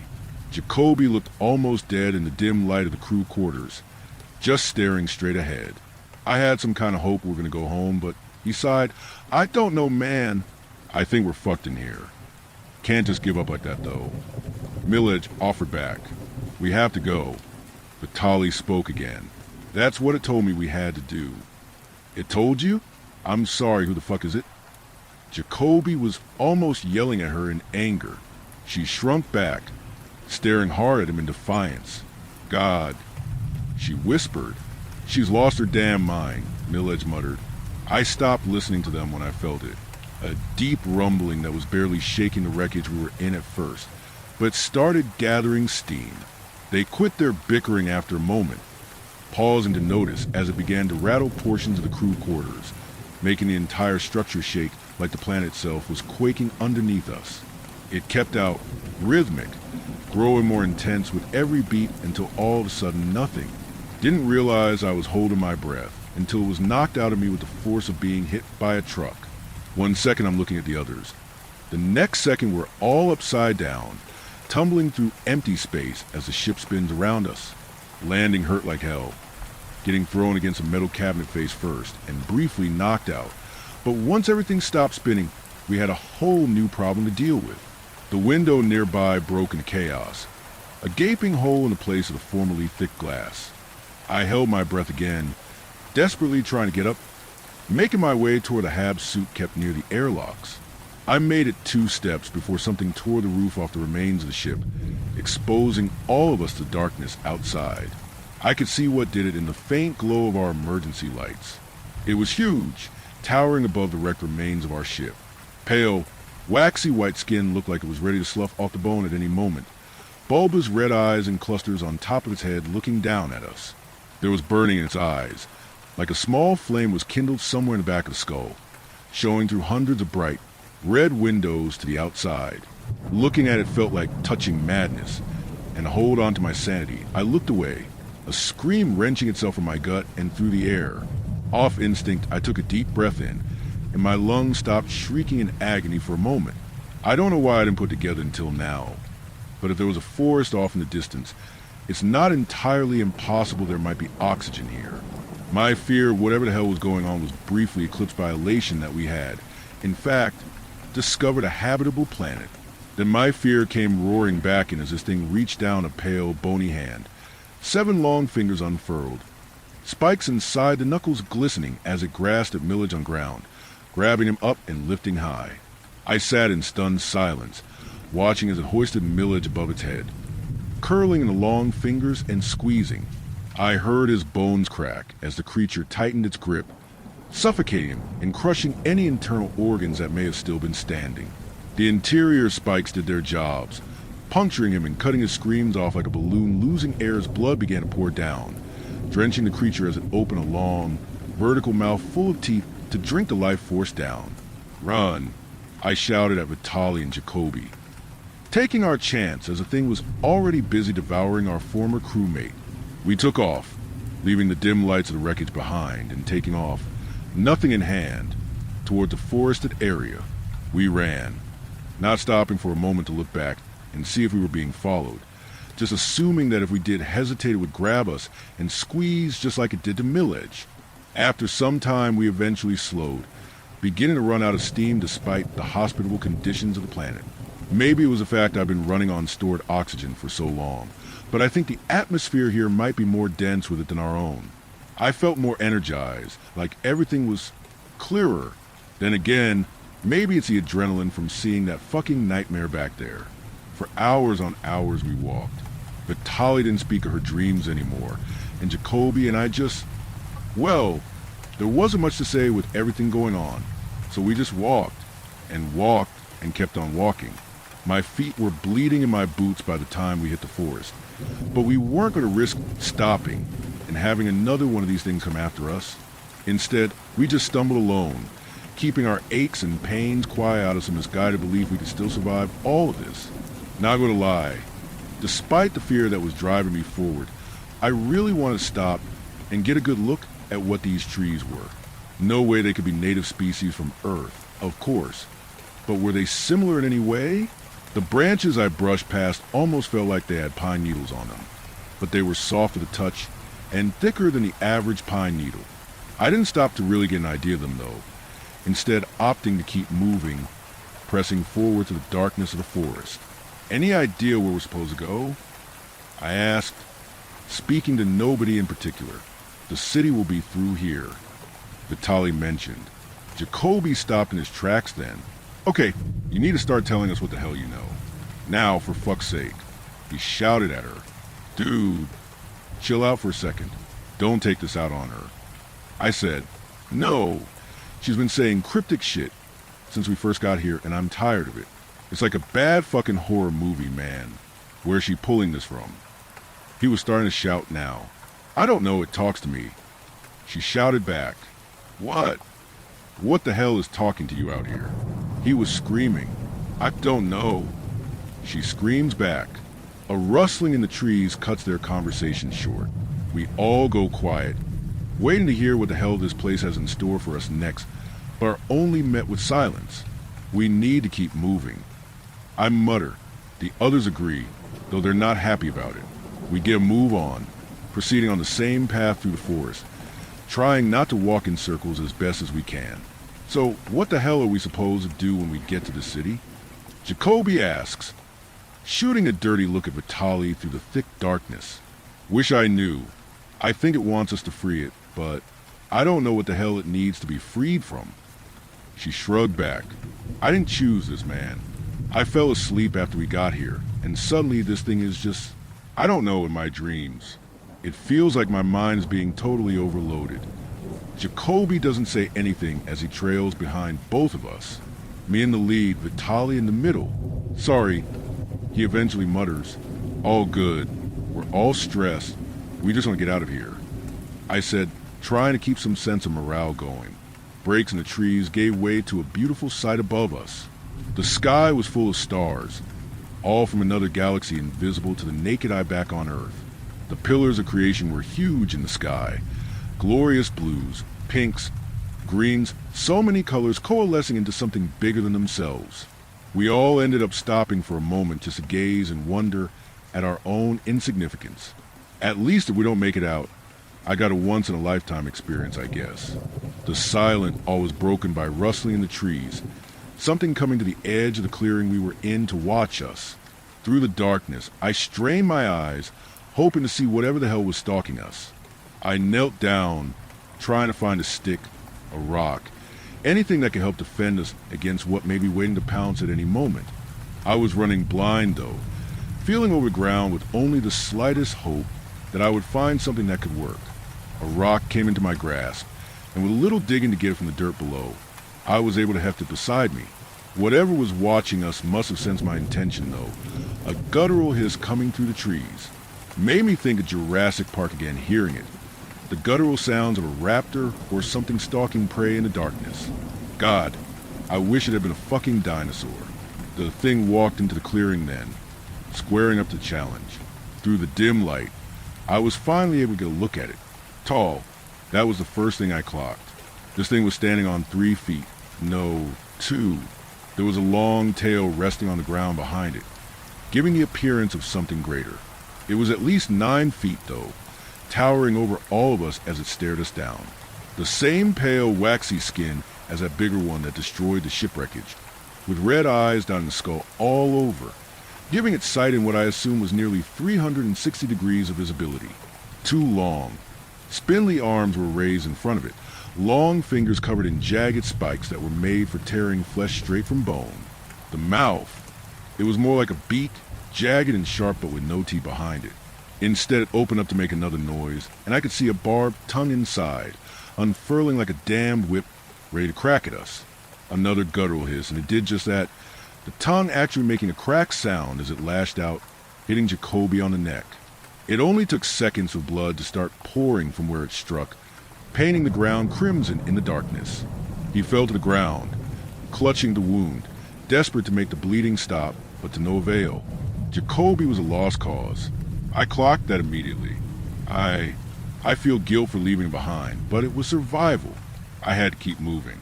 As he clutched his throat, on his knees in the dirt clearing, I pushed Vitali forward, moving her along the path we were on to reach the other side of the forest. It's the only way I knew to get the hell out of here. The only way to live just a little bit longer. God, I want to live. I don't want to die here on this fucking planet full of terrors. His scream came out garbled as the thing jumped on him, grabbing him with those long, spiked fingers and tearing his skin with its beak. His screams didn't end as we pushed through foliage, desperately hoping to find an end to the trees and whatever this city was that we were looking for. Finally, we made it far enough that we couldn't hear the gurgling of his cries anymore, or the hissing of a thing as it drank his blood. The last image I saw through the trees was it wrapping that long, whip-like tongue around him, using it to constrict his body as it lapped up his blood straight from the source. Run. Just keep running. Dear God, keep running. It was still back there, waiting to devour us the moment we slowed down. God forbid there be more than one of them back there, just biding their time until we stopped moving, so it could have a nice meal of its own. There was a faint light coming from ahead through the tree line, a bright blue glow like nothing I had seen, almost neon in the intensity. It was beckoning us towards it, out of the forest, into what I could only pray was some kind of safety. As we broke the tree line, it became visible in full glory. There was a cliff in front of us, a river flowing over the side and continuing down below, leading to a huge, glowing blue cluster of spires only a few miles away. It was beautiful, like a rock quarry of nothing but the most brilliant diamonds and sapphires, giving us a beacon in the dark world.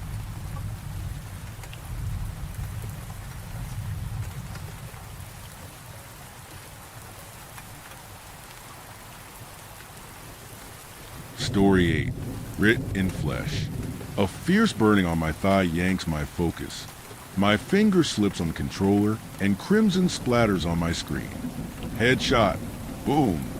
Don's voice screeches into my headset, and I yank it off, cursing. I look at the burning spot. My birthmark seems a little inflamed. Did something bite me there? I was distracted, dude. I yell into the mic. Excuses, bitch. I drop the headset and exit the game. Don will call me a sore loser, but I don't care. I've warned him for the last time to stop calling me a bitch. I press down on the skin next to my birthmark. The redness gets more vivid with the skin taut. I flinch as another searing pain shot through the spiral mark. I have a love-hate relationship with my birthmark. Love, because it's cool as hell. Who else is a perfect, Fibonacci proportion spiral as a birthmark? Hate, because the universe seems out to get it. It's easily aggravated. Insects love biting in that spot. Cuts happen to land there. In the summer heat, it rashes. In the winter, it cracks. I grab a half-used tub of aloe vera and slather some on. The relief is instant but short-lived. Another stab of pain. It's never been this bad before. I study the skin. The spiral is filling up with welts, such that it's getting three-dimensional on my skin. I trace the spiral, and the burn intensifies. I think about going to the doctor, but it's late, and I don't want to pay extra for night charges. So I do the next best thing. I down a bottle of wine, grab an ice pack, strap it to my thigh, and fall asleep. The man's face is lit by candlelight. He's kneeling bound. The veins on his forehead are bulging. His right eye is swollen shut. Red lines trace across the whites of his left eye. Sweat slicks his face and neck. His breath comes in labored rasps. Let him go. I hear myself say in a lower pitch than my actual voice. I feel the blood throbbing through my veins. An icy rage envelopes me. Or a voice sneers. I look up at an ugly face full of glee. My brain tells me that the tall, heavy-set man before me is called Narrow. He walks over to the man with the swollen eye, and something flashes in the dull orange light. A gaping tear blooms on the bound man's chest. A guttural scream escapes the man before he squashes it. Blood spurts from the torn flesh. I feel that tear in my heart. Sharp despair lines my gut. I want to make a rush at Narrow, disarm him, but I'm bound to, I realize, or I will spend the rest of my life making you pay. I hiss, do that. Live a long, healthy life. I want to watch you try. The man splits the bound man's flesh again, carves out another chunk of meat. This time, the man doesn't make a sound, but his pain slams into my mind. Stop. Say please. Please. No. The man tears another chunk of flesh from the man's arm. He holds a chunk in my face, the tendrils and muscles dripping blood. I scream, and I awake, soaked in perspiration. Fear cloaks my senses. It takes me a moment to realize I'm back in my bed. I find the switch and sit in the fluorescent light for a good 20 minutes before I'm able to move. It is unlike any nightmare I have ever had. It was so visceral, so real, and the heartbreak, the intense terror and pain, that crazed need to protect the bound man. I've been playing too many violent games. I'm going to tone it down, play Stardew Valley or something for a while. I can't take my mind off the dream. The emotions feel seared into my body. I'm still shaken by the time I'm sipping coffee at the table. I can't imagine going into the office in that state, so I call in sick. A heavy shadow clings to me the entire morning. There's a crushing sense of loss I can't make sense of. My birthmark has turned a violet maroon. The welts are filled with pus. I'm burning up. It looks like calling in sick wasn't a lie after all. I get dressed, slowly. Even putting my arms through my sleeves hurt. I head out the door, and the sun hits my eyes like a hammer. I groan and shield my eyes with my arm. I give up on public transport and call a taxi. The doctor is alarmed by my welts. He insists on an immediate incision and drainage procedure. I agree. The pain is unbearable. I scream as he cuts the abscess open and drains the pus. It feels like he's boring a hole in my thigh with a jet of boiling water. The doctor looks stunned by my scream, then miffed. "It doesn't usually hurt," he says, accusatorily.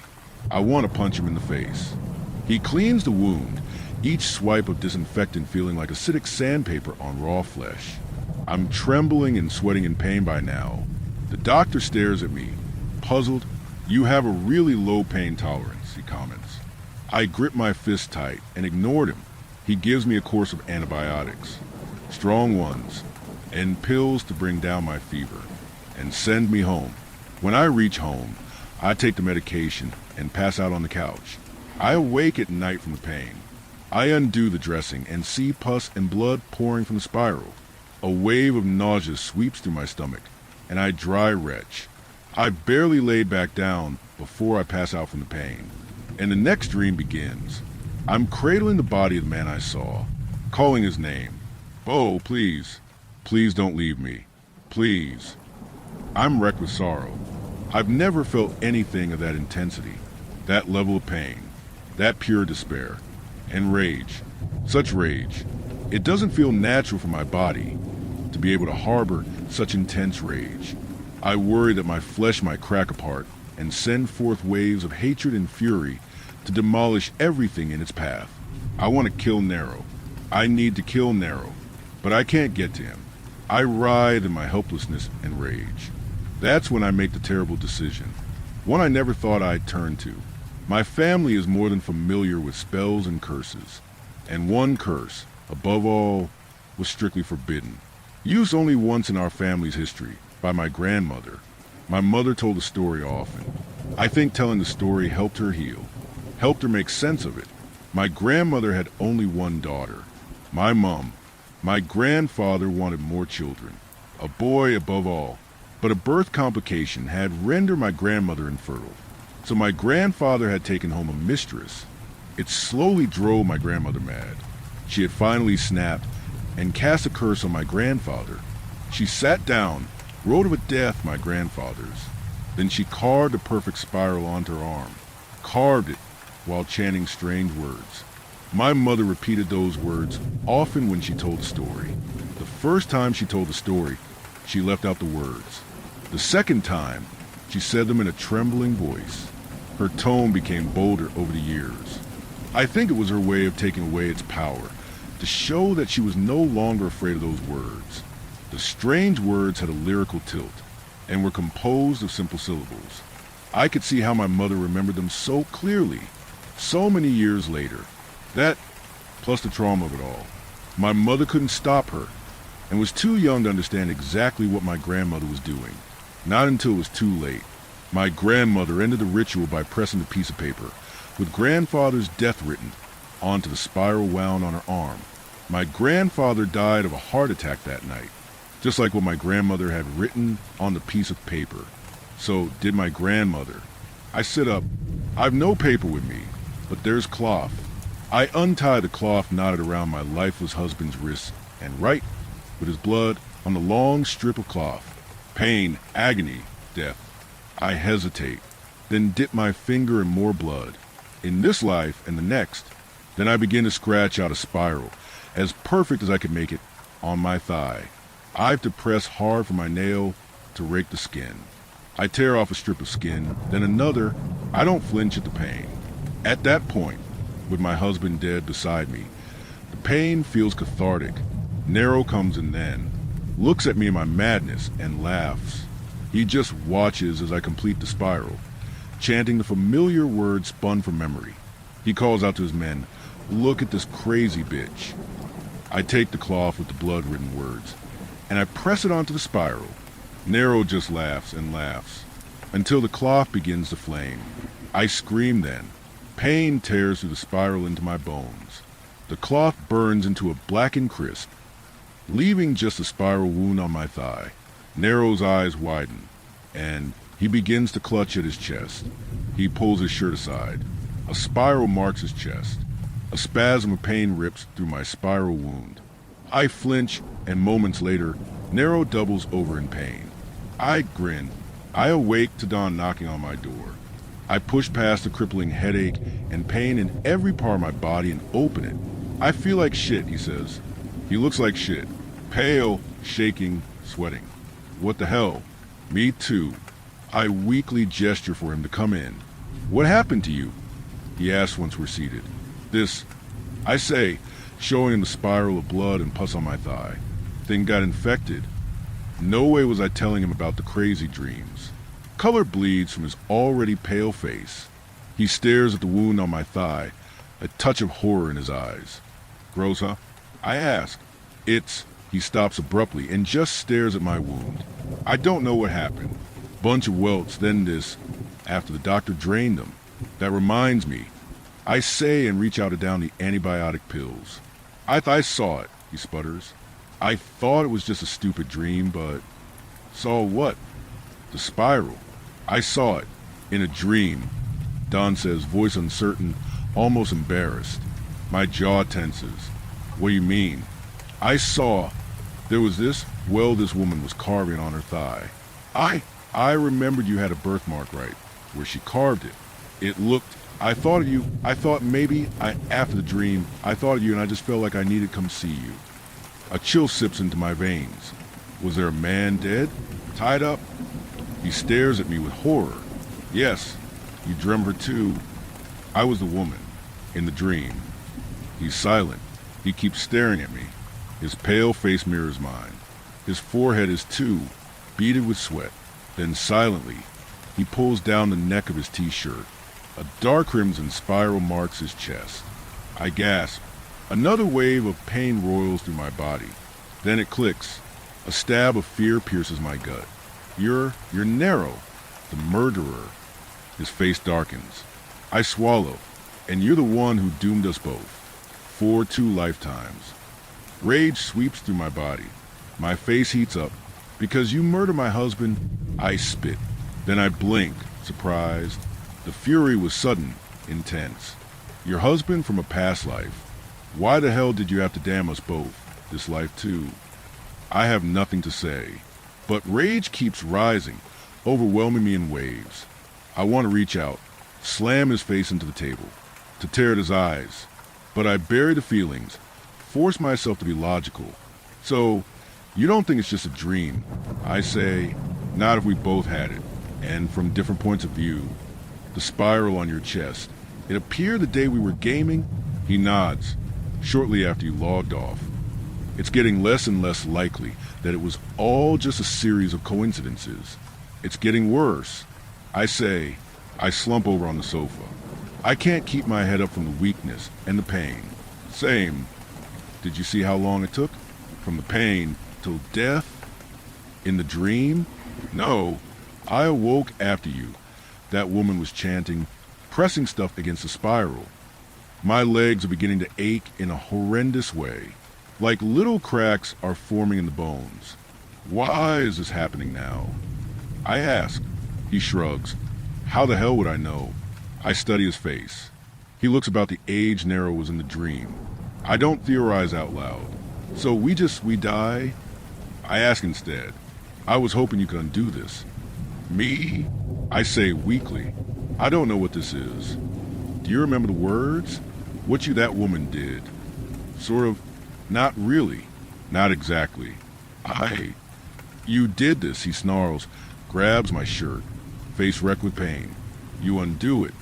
Rage surges once again, mixed with fear. You did this, murderer. I bark, shoving him hard. He stumbles back, then bends over in pain.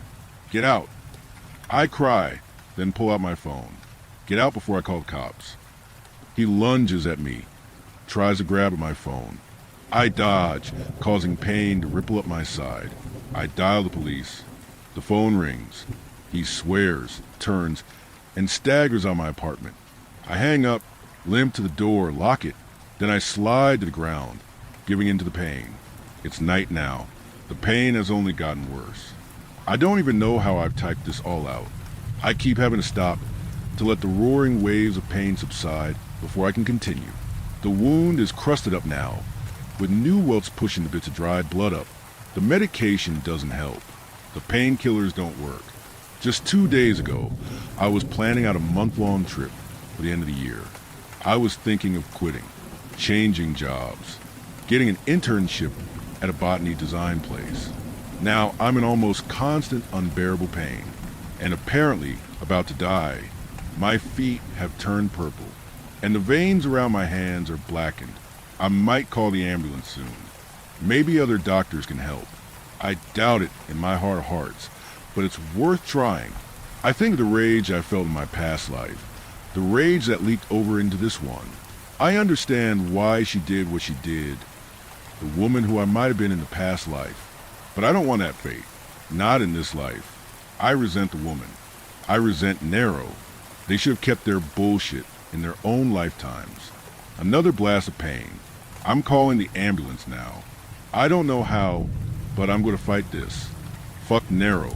I'm not dying with him. Not this time.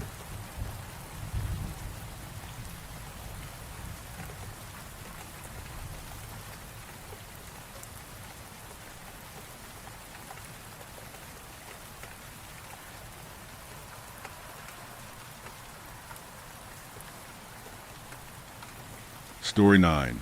My hometown is a department store. 45 of them, spread across the U.S. They're differentiated by the U.S. Post Office abbreviation, just like any other repetitive city name in the country. Cornucopia, Wyoming, Cornucopia, Nebraska, Cornucopia, Missouri. They had to choose areas that had a lot of empty land and were mainly flat. It would be an inconvenience to shoppers if they had to shove their carts up a hill like a consumerist Sisyphus. Each store is roughly the same size with some minor interior differences between locations. The permanent population is equal to that of a small to medium-sized town. They're really not too different from the old company towns, one in which the residents of the town work for a company, and the company operates all facets of life in the town. You often hear about how sometimes the building of a big box store brings new life and excitement to a small town. Well, at Cornucopia, it is the town. New highway extensions were built, new exits created just so delivery trucks and shoppers could make the quest to the great city store. I grew up there. I was one of the many children of the employees of Cornucopia. I'm from Cornucopia, Colorado, was born in the hospital and raised there. My dad got enough promotions that he was able to afford a home in the single-family section. It was a true American dream. It's a nice white 2-story house with a sculpted tree with a tire swing dangling from it, and a 25 by 30-foot patch of Rolling Hills brand turf. Rolling Hills, of course, being Cornucopia's generic landscaping brand. Most of the workers can't afford to travel very far, and since they have all the utilities of town and supplies, most families don't need to leave for months at a time. As a result, Cornucopia's light system is made up of a series of mild sun lamps to replicate the outdoors. The store is open 24 hours but has day and night cycles, switching between the overhead sun lamps and more localized product and pathway lights. Similar to street lights, there's a curfew for the children of the workers, with directions not to let them out after 9 p.m. when the final of the overhead lights are dimmed, especially for the furniture section. There's a brand for every facet of life here. Bountiful harvest for food, palace worth for home goods and furniture, etc. Like any store, the products sold are a mix of generic brands and name brands. The strange part is that some of these name brands are companies I haven't seen anywhere else. And the deeper you go in parts of the store, the more bizarre the products. Sometimes in the dark corners you can see pieces of lawn furniture moving around on their own. And that isn't even getting into the curious selection of meats and vegetables in the grocery section. I heard some of the game is hunted on an on-site hunting range, but all of us kids were forbidden to go there. It also isn't really that clear who operates the cornucopias. They have a NASDAQ sure, but searching for higher-ups just brings you back to company websites. Aside from the PR people and regional managers that sold everyone their homes, everything else is pretty secretive. I know I said employees/residents didn't have much need to leave the store, but it was a bit more than that In fact, it was encouraged. As a valued cornucopia employee, you can find everything you need to live your life to fullest right here within our doors. They even have visiting rooms where you could have long-distance conversations with any family if they couldn't visit themselves. And really, when would they even have time to travel? Because of the close living quarters. People could be called in at any time and simply pick up the shift anywhere they happen to be. Our only experience with the outside world for a lot of us kids was watching movies on Cornucopia Grand, the official streaming service of Cornucopia Industries. As kids, we all went to school just like anyone else, but along with all the regular classes, we had what were essentially workplace training programs for Cornucopia. These started with basic manners lessons on how to greet and interact with customers when we were, and as we aged, the classes diversified to kids who may want to pursue different positions within the store. The high school also reserved a few rooms for higher learning for those who want to pursue careers in teaching, doctors, or business degrees to be utilized within the store and company. Then, of course, there's the backwalk. The backwalk is a sort of coming-of-age ritual that developed among the people of the Cornucopia stores. Essentially, when a child reaches 18, they must traverse the back storage area of the store. This quest can take up to a month to complete. The back areas are a poorly lit and desolate place. Hallways upon hallways rise up like the walls of a vast cavern. And you must move quickly, especially if you hear footsteps behind you. You must pack appropriately for quest. This includes parkas with freezers, as well as flashlights, flares, hunting knife, food, water, and clothes, preferably waterproof boots. Climbing ropes are also necessary for some areas. While going questing into the back rooms is a rather antiquated facet of the company, as it is mostly done by machines now. It is regarded almost religiously by the residents.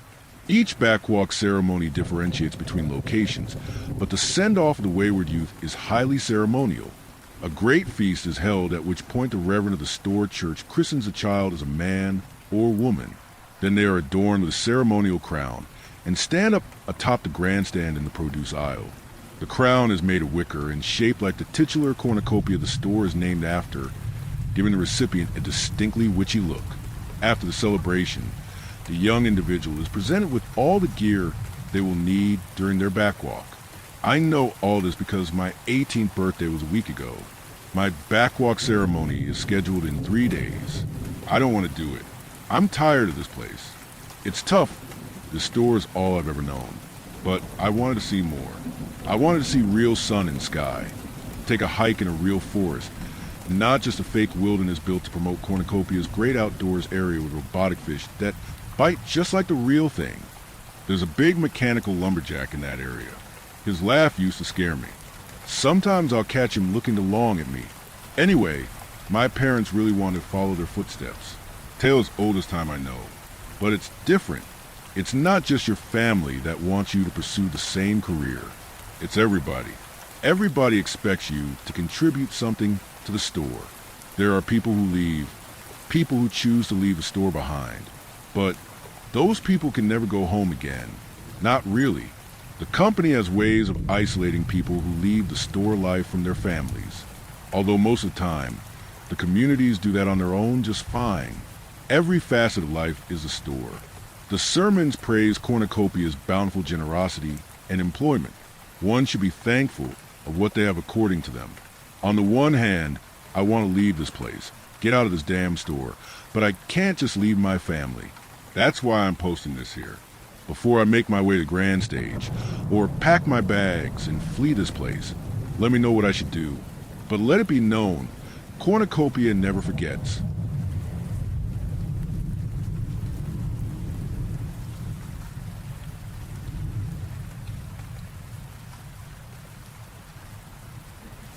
Story 10. That night, I reclaimed my life. I am convinced that there is nothing heavier, nothing more crushing than the weight of guilt.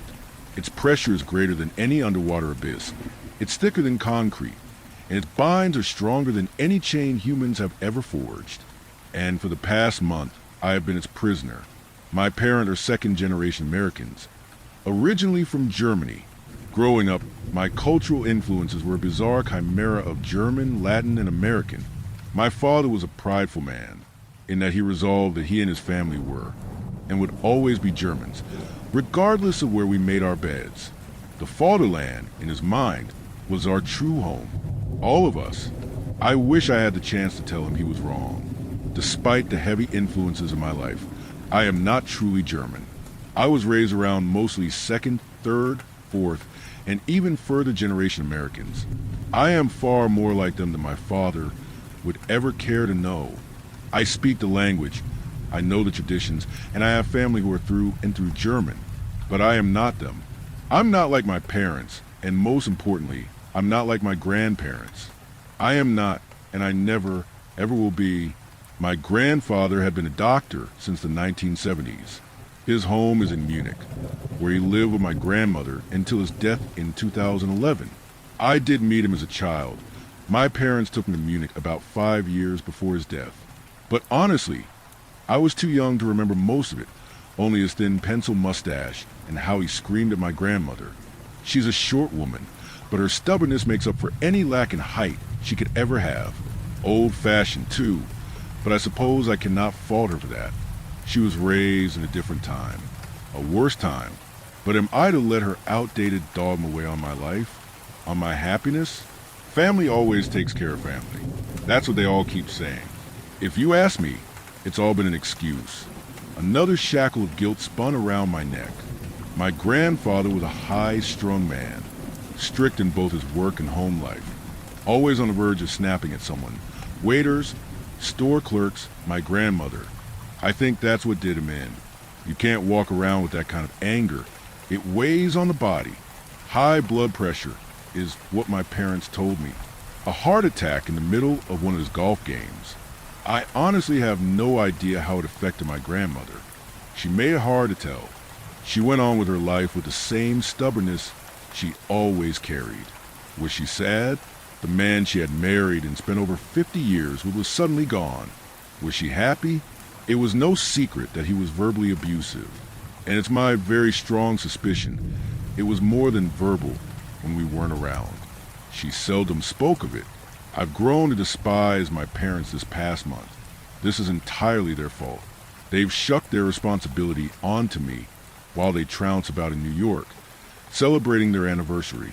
Family takes care of family. Until you can unload the burden, I guess.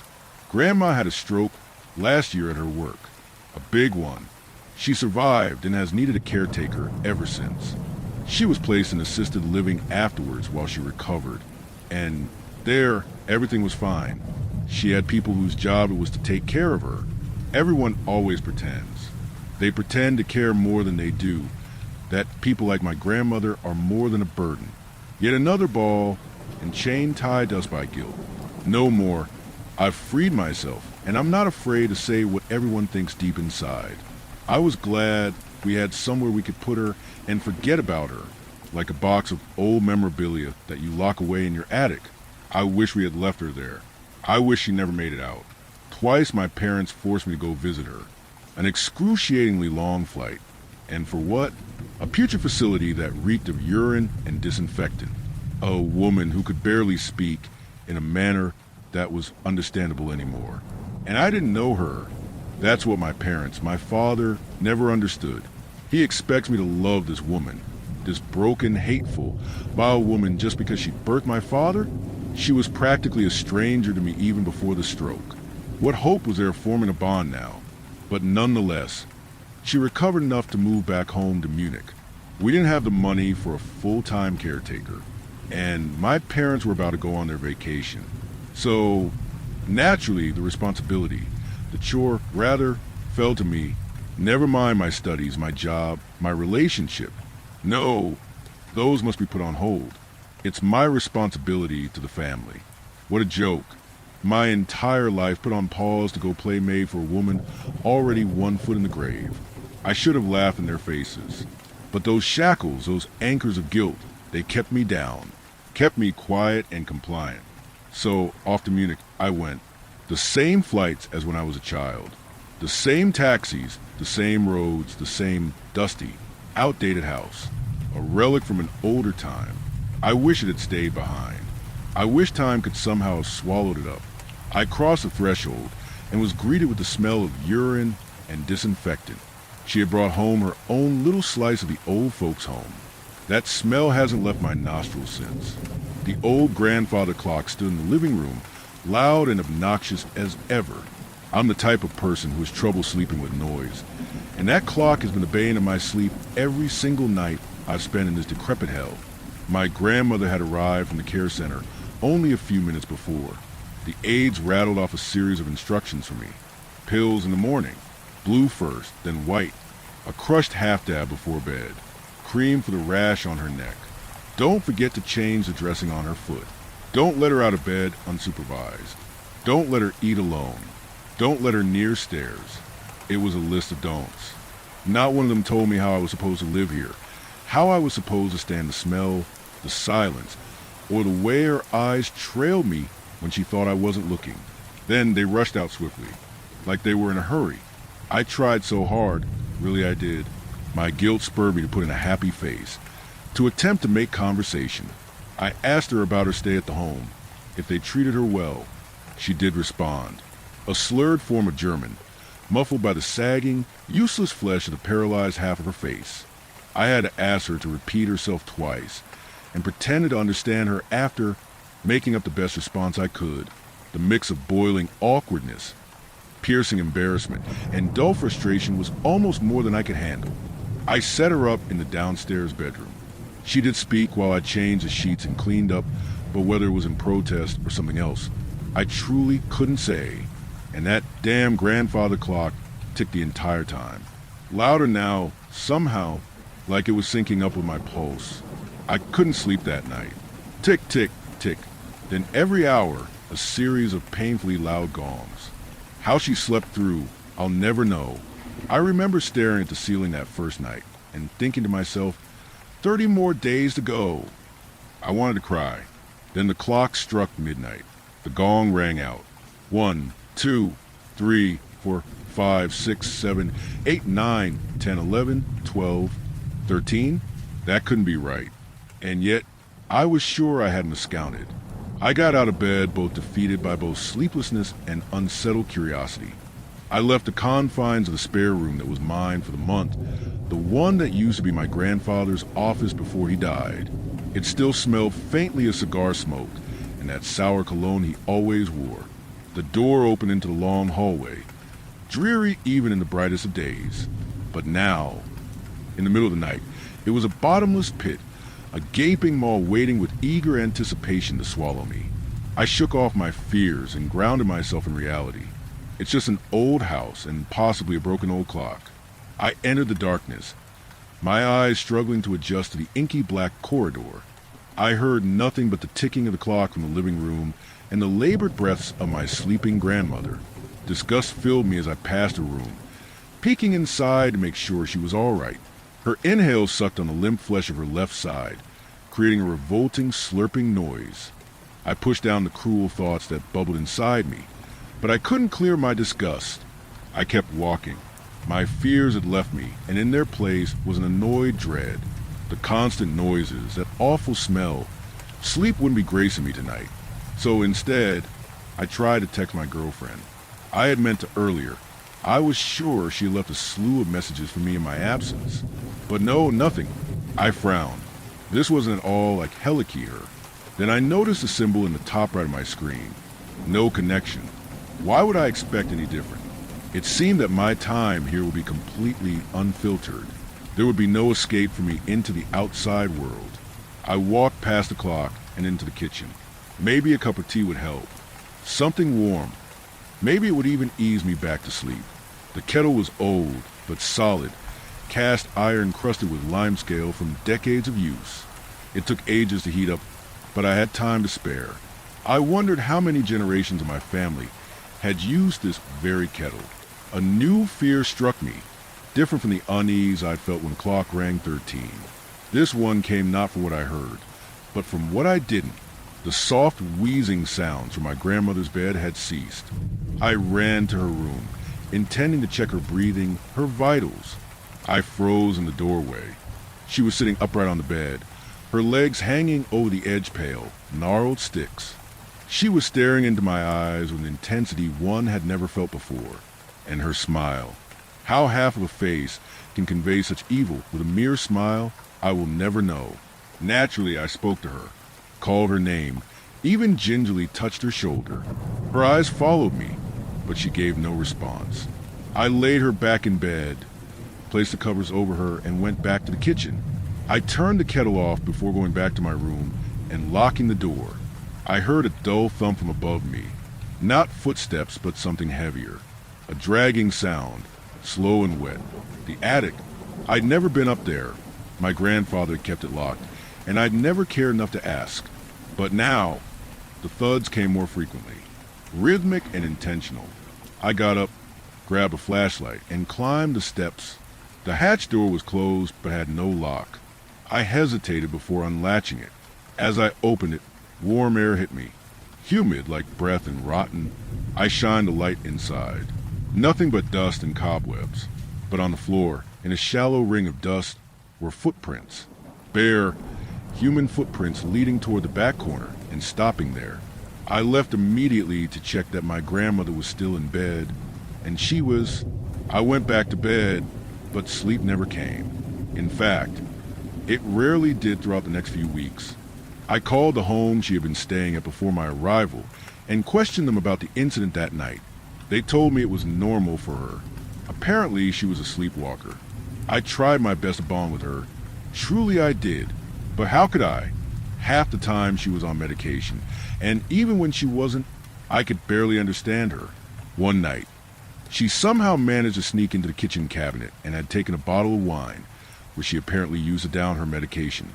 I was unaware of this when I found her sitting on the armchair in the living room. I sat across from her and tried to make conversation. She made these odd noises, like the beginnings of a laugh, but they lacked the power to follow through the entire sound. Her eyes eventually found me and she began to speak.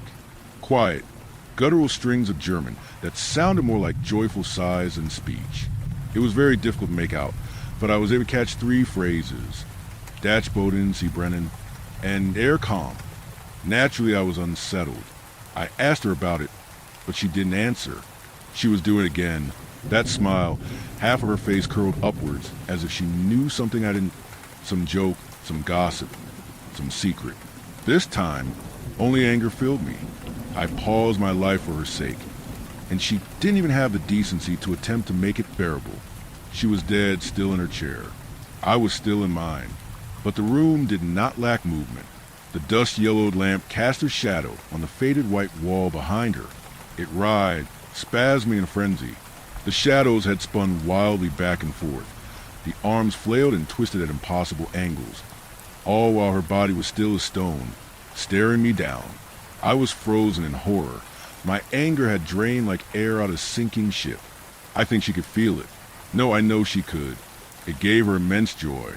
The slack half of her face slowly curved and wrinkled to match the rest of her face. Her face, once warped and drooping, now beamed with perfect symmetry. That smile, full and knowing, wasn't hindered by stroke or age or illness. It was deliberate, controlled. I backed out of the room slowly, as if away from a wild animal. When I rose from my seat, she mirrored my movements perfectly, standing without any help for the first time in months. I took a step backwards toward the front door. She took a step backwards to match me.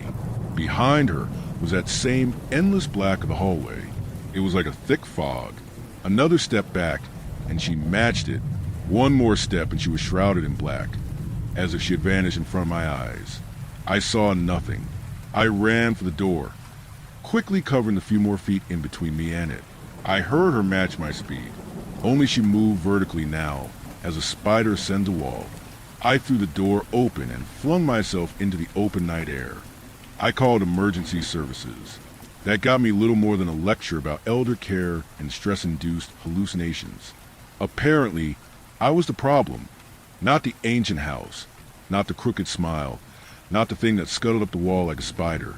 I needed to take this into my own hands. I knew the truth now. This was an act, a lie.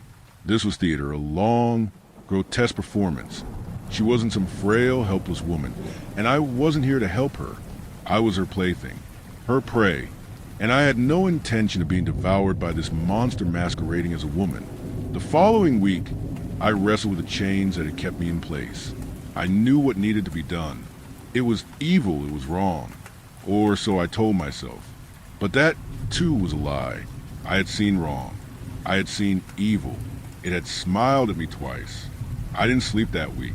Not a minute. Instead, I turned inward, folding it on myself like a cocooned insect, waiting to emerge, not as something good, but something necessary, something free. It was an eternity of struggle, and yet only a brief moment. I succeeded in breaking my shackles. I emerged slowly from the cocoon I had spun for myself. Hesitant, awkward, not yet the thing I would become, but no longer the thing I was. I didn't act right away. I observed. I studied. I listened. She was taunting me, most of the day, like a corpse still waiting for its cue. But there were moments, flickers of something beneath the surface, a glint in her eye, a murmur too soft to catch. Once, I passed her door and heard her speaking in German, a long string of it, fast and clear, too fast for her broken mouth to manage. When I opened the door, she was asleep. Sometimes, I would walk by her room and see her whole face smiling at me from the corner of my eye, but when I turned to look, all I found was the sagging, half-dead mask I had come to know. I couldn't bear it. I told myself it was just a test, that I needed to know for sure. But that was a lie. I wanted to hurt her. I wanted to strip away the act, to see what would come crawling out from behind that broken mask if I were to chip it. So, when I made her dinner, I added half a spoonful of white powder scraped from an old tin I found in the cellar. The label had worn away years ago, but I knew what it was. She barely noticed the taste. Just opened her mouth like a baby bird and swallowed it all down with that same blank expression she always wore. No chewing, no protest. Not even a slurred thank you. Some of it dribbled down her face. I wanted to vomit. My vision was nearly red from rage. But I restrained myself. I watched her all night. She didn't get sick. She didn't even cough. She just sat in her chair, that half-paralyzed face drooping like a melting candle. In the morning, I checked the dish, licked my finger and ran it around the rim. Nothing. No residue. No trace of the powder. Like it had never been there at all. I stopped giving her the pills. First, just the blue ones. Then the white. She didn't notice. Or maybe she did and didn't care. She didn't speak up. I watched her closely, waiting for a decline, some sign of pain. Nothing. She only got clearer, sharper. Her eyes followed me more. She smiled more. And once, late at night, I saw her standing perfectly still in the middle of the hallway. Just standing, like she was waiting for something, or someone. I went back to bed and locked the door. The lesson I needed to take from my 2 failed attempts were clear. Half measures would not do. I needed to embrace my newfound freedom completely. Utterly free myself from the shackles of guilt that others had put me in. And that's exactly what I did. She was sitting in the same armchair in the living room, her back to the kitchen, where I stood scrubbing dishes. The kettle rested on the stove beside me, still warm. I looked from it to her and back again. I felt no fear, not even hesitation, only purpose. That night, I reclaimed my life. With each strike, the cocoon unraveled, those silken threads of guilt, of obligation, of family. I was tearing through them. The anchors that had dragged behind me my entire life snapped, one by one. The blood that stained my skin was a healing balm. I've never before since known such release, such joy. She would never smile her crooked smile at me again. Her vile eyes would never meet mine again. The house is silent now. No clock, no wheezing, no whispers in the hallway. Just silence. For the first time in a long time, I can rest knowing I am truly free.